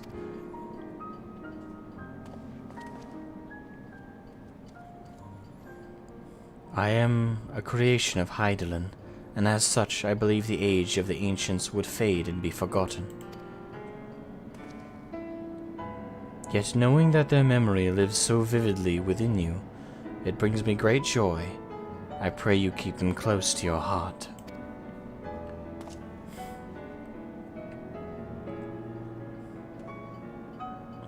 At the time of your journey to the past, the one whose essence I embody would have been a scholar at Anaida. A shame, had you reason to go there, perhaps you might have met. As a man of learning, he was firm friends with Vanar. They spent long hours trading theories or debating the laws of the universe. I remember joining her faction as the final days bore down upon us. Yet of the events surrounding the tragedy, I recall precious little. Hydaelyn wished for the people of your age to decide their own path. Thus I suspected my recollection was limited by design. Yet even she could not cut away one persistent memory. I feel most distinctly as sadness at what was to come to pass, that in becoming Hydaelyn's heart, Vanar would forever stand apart from the people she so loved. If she was so resolved in her convictions, then he too would share her sleepless vigil over the future yet to unfold. Thus was the vow he had made to Vanar as her transformation took hold. His fervent wish must have reached her in some fashion, for though as his life was drained away by the summoning, he was reborn with new form and new purpose when I awoke as the Watcher of the Moon.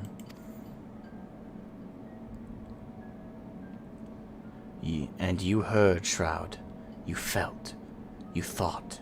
And in seizing the future for yourselves, you brought full circle the saga which Vanar began.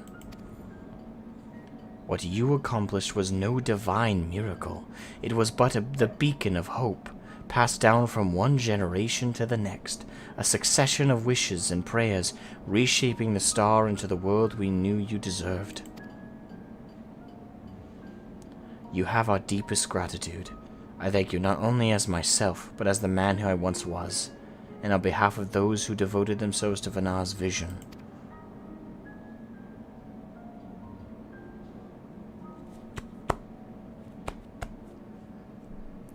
Bloop, bloop.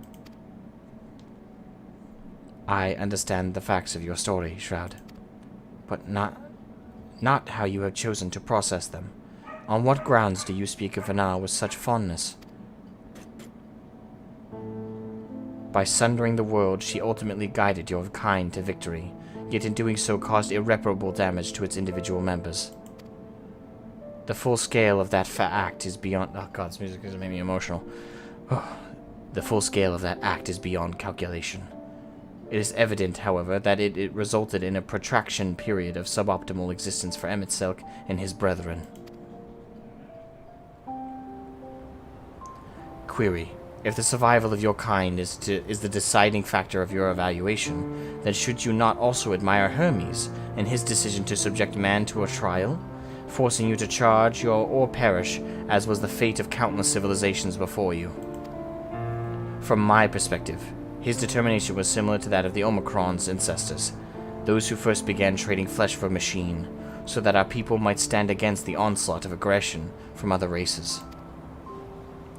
It was an unprecedented attempt, accompanied by much failure and sacrifice. That their early experiments were crude, primitive.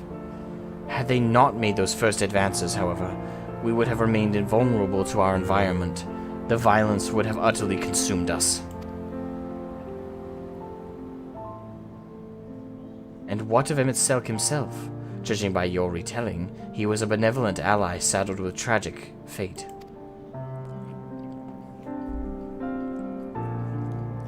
Yet I remember the years when my instruments failed fed me data from events across the entire star. During that time, I witnessed his Ascians engineer multiple instances of cataclysmic strife. These calamities, as you know them, were responsible for planet-wide destruction. A man whose endgame relied upon the extinction of all modern mortals must, by definition, be your worst enemy.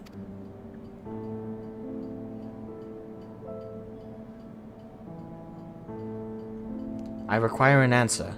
As a being of heart and soul, how do you classify each of these pivotal figures? From your perspective, which of them was most justified in their actions? To themselves, they were all the most justified. None of them were.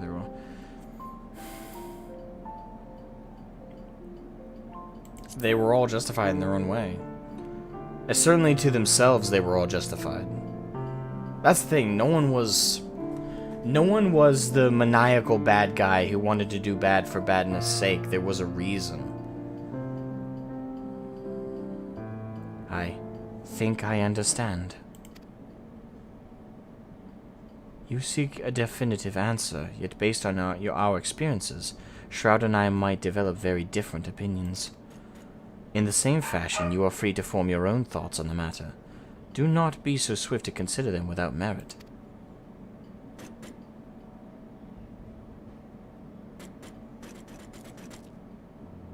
I do not have my own thoughts on the matter. I assess each situation with the same logic. Logic pathways available to every Omicron. Even 1,000 Omicrons were asked to analyze the same event. They would all return with the same result. Regardless of individual experience, there is no strength to be found in fractured reasoning. I don't agree with that. Nonetheless, I find your input valuable. Recording data alongside interview results.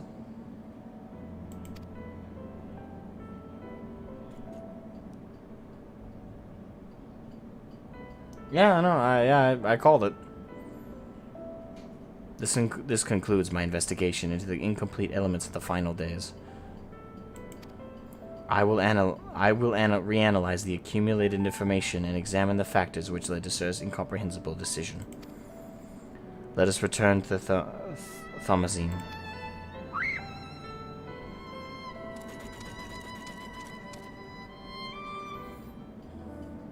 Although the avenue in which it was colored in this last conversation was very much in the vein of justification of one's bad actions. Or not necessarily one's bad actions, but one's actions to achieve a greater good. What bad must they do to achieve it? And that is a part of overcoming those emotional barriers.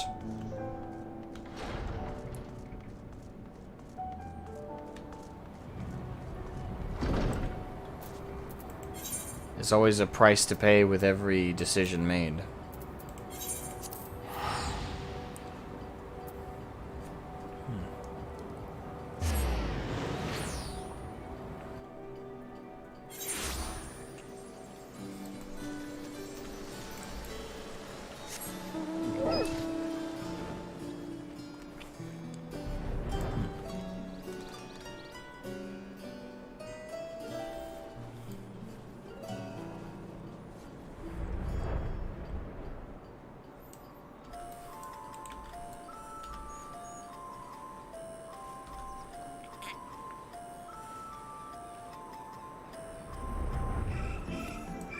This was a very good side quest, though, I gotta say.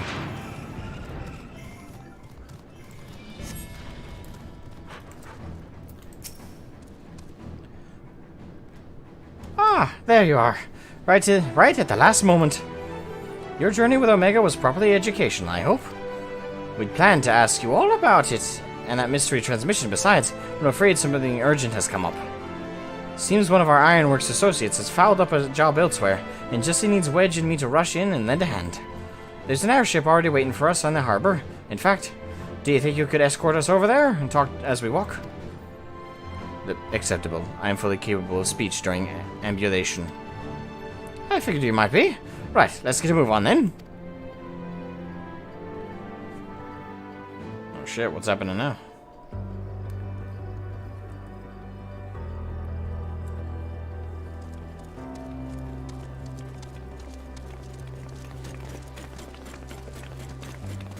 So, you've cleared up all those points of confusion, then?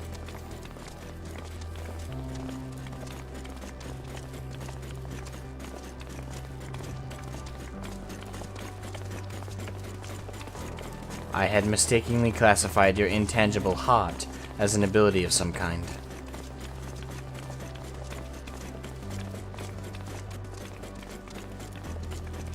An uncanny power that Omicrons could neither learn nor even measure.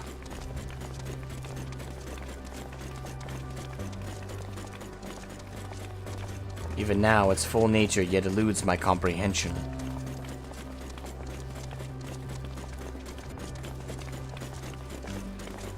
Based upon our investigations, however, I have decided to alter my definition.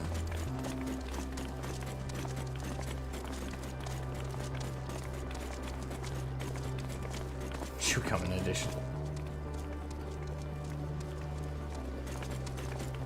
A phenomenon which influences one's interpretation of reality.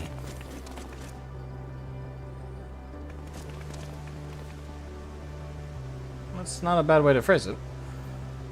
That is as close to an answer as I have found. Accordingly, Sir's actions upon meeting Mateon strongly indicate the presence of a heart. Sir did not follow routine logic, but formulated an independent assessment based upon the reality it perceived. It felt that the best recourse for the Omicrons was to cease their expansion and terminate all functions.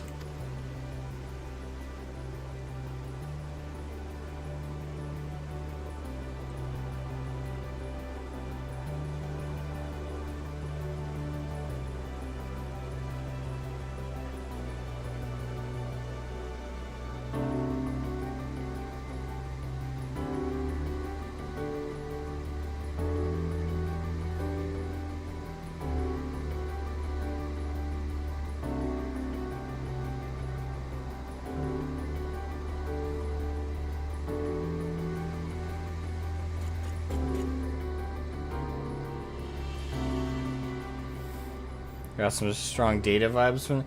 Yeah, I know what you mean. The faint lick of emotion and heart in there, despite the mechanical exterior. Well, here's our ship. Hey, we need to be going, but first I'll hold you to your bargain, Omega. It's time you told us what was in that transmission from the flight logs. Lip acknowledged. I will uphold the terms of our agreement. The recording salvage from Ragnarok was a simple one.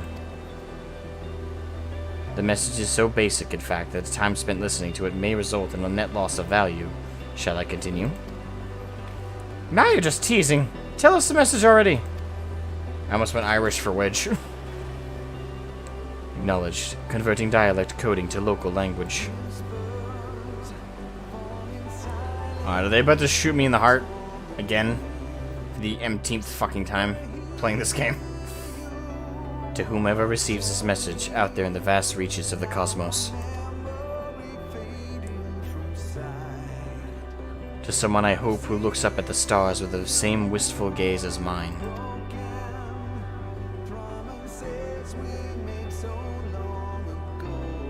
To you I say, forge ahead. May all our tomorrows be blessed with joy.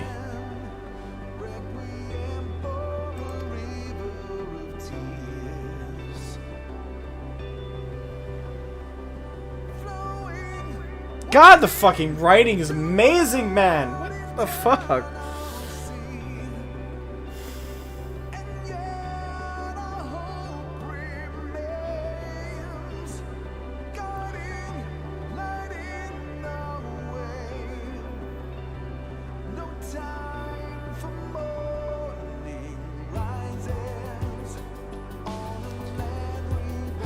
The message had no designated recipient. It lacks purpose. The concept of joy is overly abstract. The vocal supplication to manifest said joy is unrealistic in its optimism. Yet based upon their expressions, my assessment of the transmission's value conflicts with its apparent impact.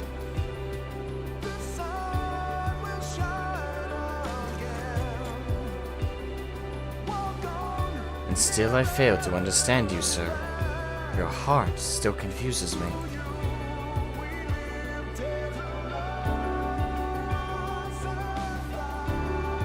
Was termination of everything the correct course? How did you arrive at this conclusion?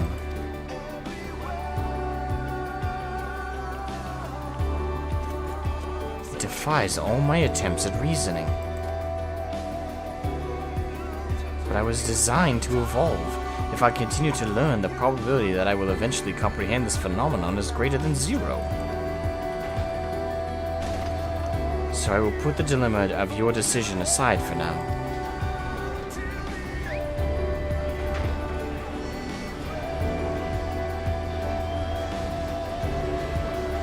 And continue my existence upon this distant star. As I dwell among these many life forms, so will I continue to piece together the complete shape of the mortal hearts.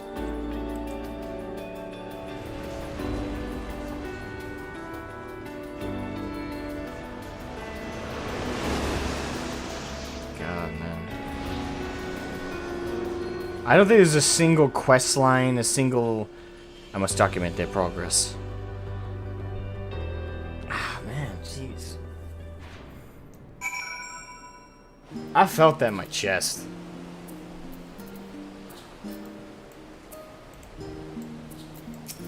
Oops. Queen! Your contribution to my education is appreciated, Shroud. Indeed, I have amassed a satisfying quantity of valuable data. Now that our negotiation business is complete, however, Alpha and I will return to traveling the world. Drawing on recent experiences, I am confident that we can expand the radius of our adventures by a significant margin. We need not limit ourselves to Eorzea. I'm now familiar with Sharlayan and Radzatan, and would also like to revisit the freezing climes of Galam... Bloop. I neglected to instruct Biggs and Wedge to upgrade my climate shielding.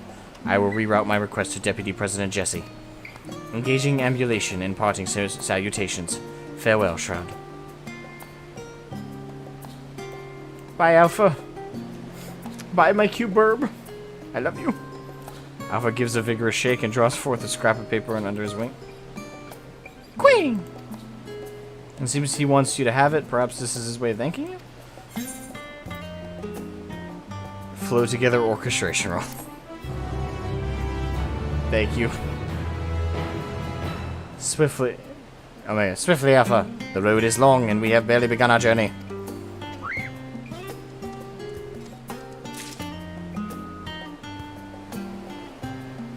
I love this game.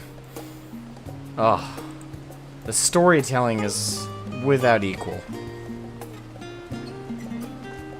Without equal.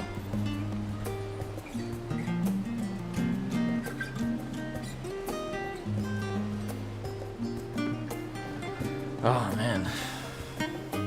Yeah, I love every minute of this game. I really do.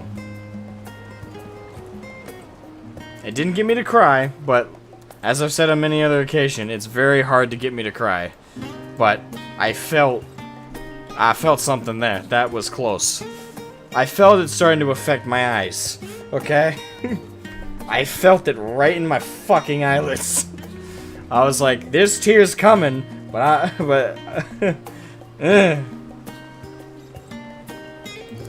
damn it, man. Cypher Soto, welcome.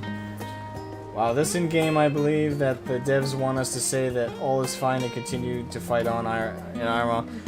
Yeah, I get that. The whole Endwalker expansion was pretty much that.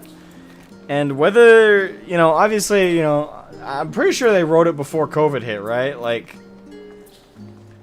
despite that, it's very much needed a storyline like this right now in the world. Like, it feels so welcome after all the shit that's happened over the last couple years. And again, I don't know if they started writing it before COVID, but I think they did. So if they did, it's prophetically impressive how much they needed it. The thing is, stories about fighting back against depression and finding the silver lining in the dark cloud and stuff like that. Those are always welcome. Those are the types of stories that they're never tied to a year, they're never tied to a date, they're never tied to an occasion, but and they're in many ways a timeless story about fighting back against our worst elements of our own mentality and the worst elements of our own emotional instability. With that being said, like, this story coming out, the storyline of Endwalker, and then this quest line, and not to mention several others that I've still yet to do. Oh, man. It's just... The release of this story came at such the right time.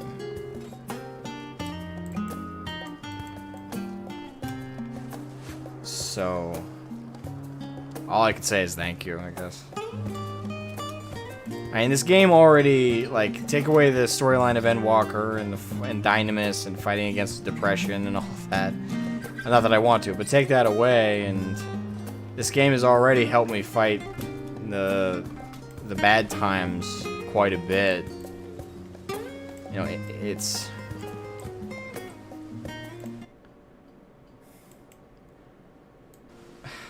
Final Fantasy has done so much to help me.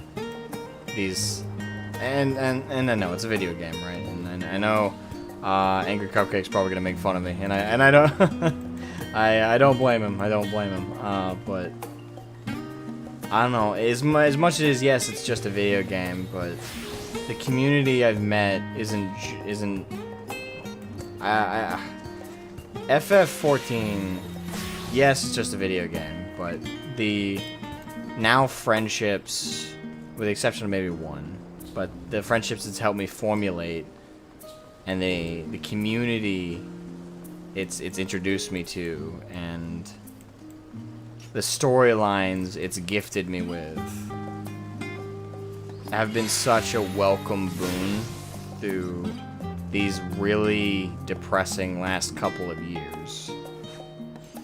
And this Omega storyline was just amazing. It was great, and it followed the same vein as the whole Endwalker expansion storyline, which again was about fighting that inner darkness, you know, that depression, that sadness, and that you have to do everything in your power to not allow it overtake you. And it's stories like that they're universal, right? Like no human being on Earth owns a monopoly of that kind of story. Like it hits everybody, from the rich, the poor, the sickly, the healthy, the smart, the less intellectually endowed. It doesn't matter. It's depression or sadness at the very least. We don't want to use the specificity of the word depression, but sadness and dark feelings and bad emotions plaguing you. They hit everybody. And having that out, having stories like this, that as much as it is something that if a person just sat you down and said, hey, don't let you need to think of the good times, you need to not let the bad stuff get to you. Well, most of us would ignore that, right? Because it's just not enough. It's too simple for such an entwined, entangled knot in your heart. But despite the fact that in essence what this story does is the same thing, it's sitting you down and it's encouraging you to focus on the good. It's the way that it did it, and it's the time that it took to do it that makes it more impactful and hit home better. And I don't know, stories like this is, again, as much as it's just a video game, but stories, at the end of the day, they're just, stories are just stories. But yet they can have profound impacts, and they can make you think, they can make you have self-introspection, they can encourage you out of dark places, and they also can have the opposite effect, but in this case, the story of Endwalker and the story of this, the wrap-up of the Omega Questline. I don't know, they really make you think, and they really make you reflect heavily upon how you, about the mentalities you hold, and they encourage you to think of ways to improve, and think of ways to make you think of ways in which maybe you're not considering to better yourself. I know I'm circling back to basically the same saying, but I don't know, it's stuff like that, and the way it encourages you by presenting like a character like Omega, which is like Data from Star Trek, who has absolutely like no concept of like the emotional entwinement that human beings have, and allowing us to see or hear through Omega's eyes and voice this confusion that emotions represent. It kind of, it's almost comforting to understand that it's safe to not understand your emotions. It's safe to not have all the answers, because even a purely logical based machine with just logical thinking can't comprehend it, because it's not something calculable. It's not something you can break down into measurements or break down into numbers. It's not that simple. And in a weird, twisted way, that's comforting. It's comfort in there's comfort in knowing that it can't be understood, and it's not really meant to be completely mapped out and solutions so easily plucked from a data sheet or a chart or fucking projection markers. It's not something like that. It's far more complex.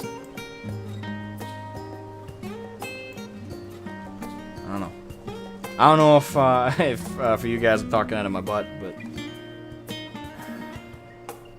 I don't know. It's stuff like this that I find comfort in. And yes, it's just a video game. It's a fictional story written on paper.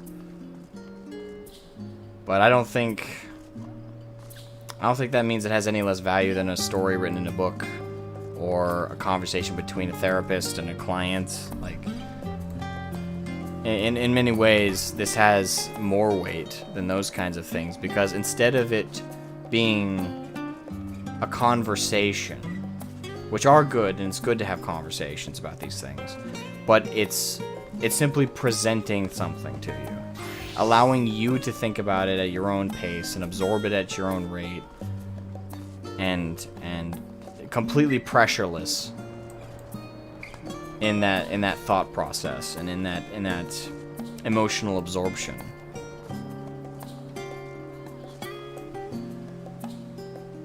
I don't know, something's more comforting in the presentation of these ideas in that medium.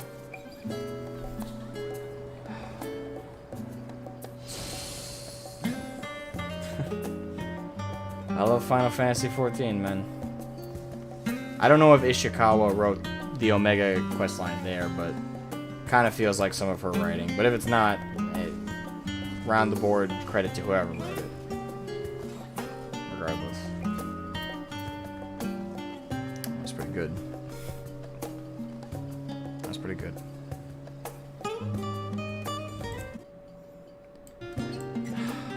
Man, I don't know where to go from here. Like, that's probably where we're gonna have to end the stream. That's probably where we're gonna have to end the stream, because I don't think there's anywhere else to go for that. Man.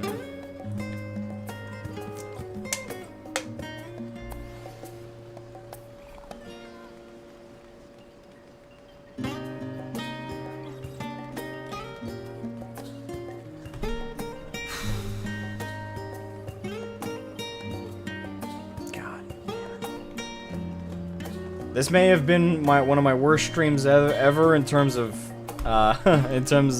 turnout, but it was one of my best streams in terms of emotional impact. Anyway, we started off with Hildibrand and all that craziness, and then like that like comedy and that joy and that entertainment, and then we switched to fucking this, And oh my god. The depth, man. It's amazing that in the same game you can have just pure cartoonish fun with Hildibrand that's just out of this world, completely illogical and just amazing. And in the same beat, there's a questline like like Omega, which has this deep philosophical presentation of the complexity of emotion and free will and oh my god. I don't know any other game that has those two extremes that work so well side by side.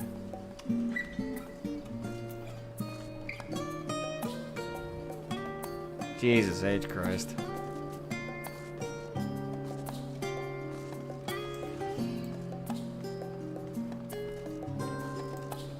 God damn it.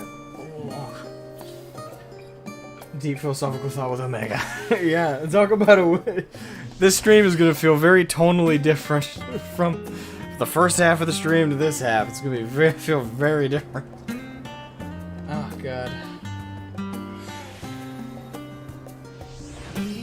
Or the Ishikawa now lets her successors write the story's successors.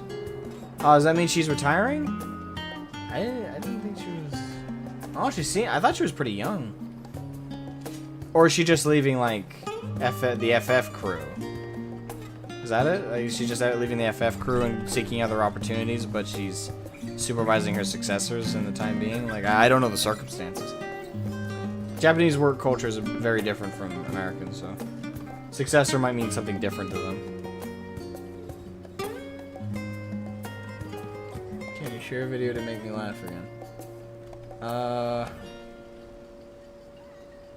Yeah, you can share it in if it's made by another creator, I'm trying to avoid making reaction videos to other creators. If it's made by if it's like a movie or video game trailer, I'm okay with it. If it's made by a corporation, that's fine. It's just I'm gonna try and avoid making reactions to other content creators because I know I find myself not wanting to do those anymore. As much as they're easy content to do to fill up like upload rates and stuff, it's just I don't find it enjoyable to do those anymore.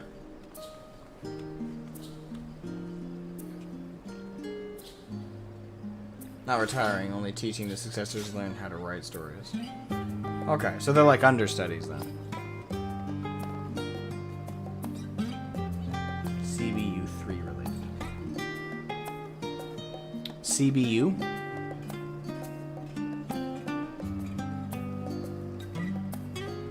CBU.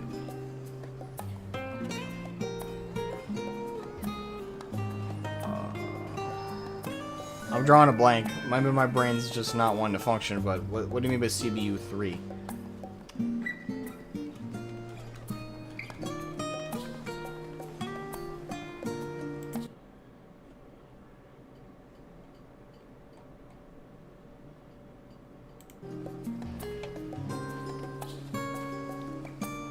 Oh, crazy. Okay.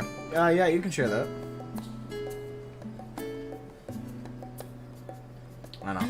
I don't know all the abbreves. You shoot his outfit. Okay.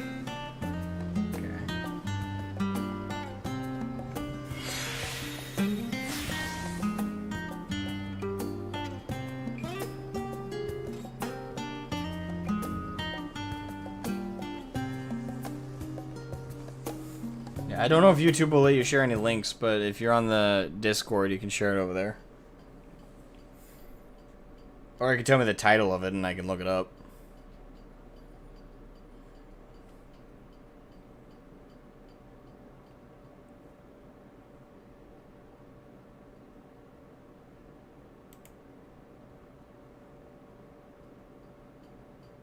Yeah.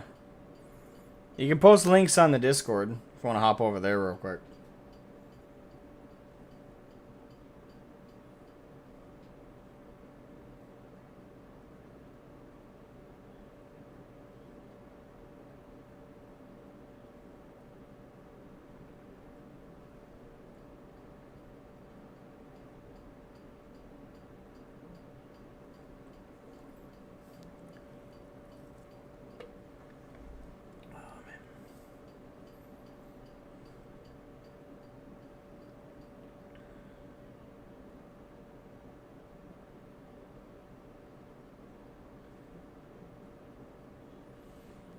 Okay.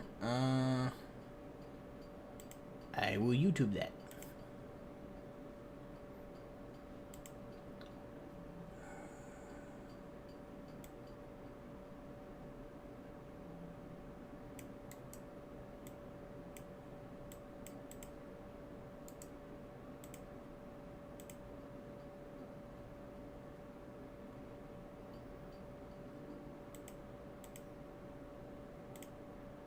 Yeah. It's a clip channel, so I think that'll be fine. You know, clips I think will be fine. I hope anyway. I hope nobody minds this one. Let me see, monitor 2, there we go.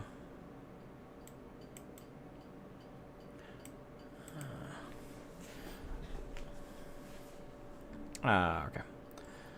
Oh, we're back. I guess I probably should put my headphones on.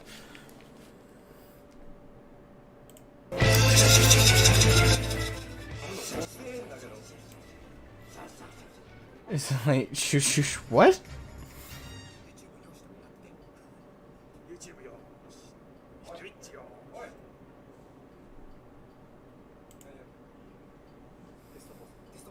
Just Marcus? What? The fuck is happening?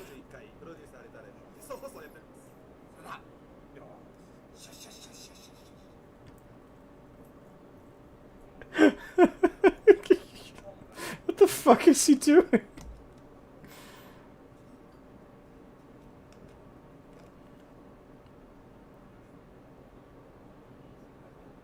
What are you doing to the guy? Relate.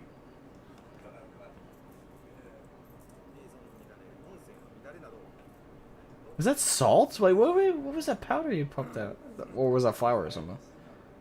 No, flour would have been like a fucking thick ass thing.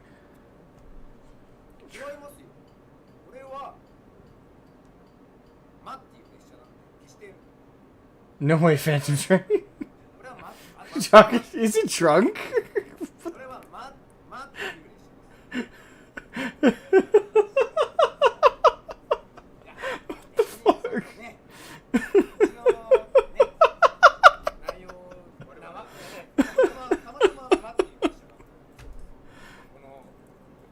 I love these people so much.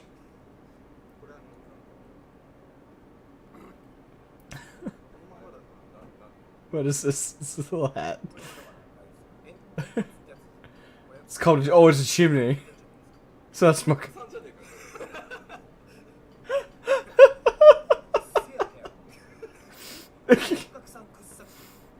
Oh. This is amazing.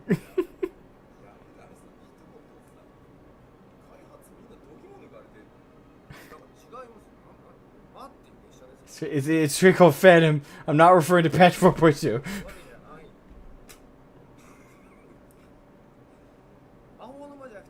Not Ma for magic, but Ma for Phantom.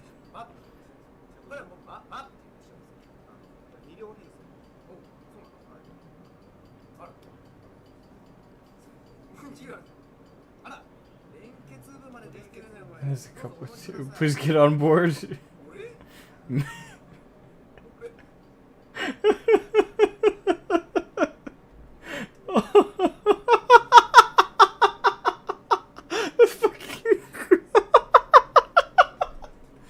Oh my god. Simply made.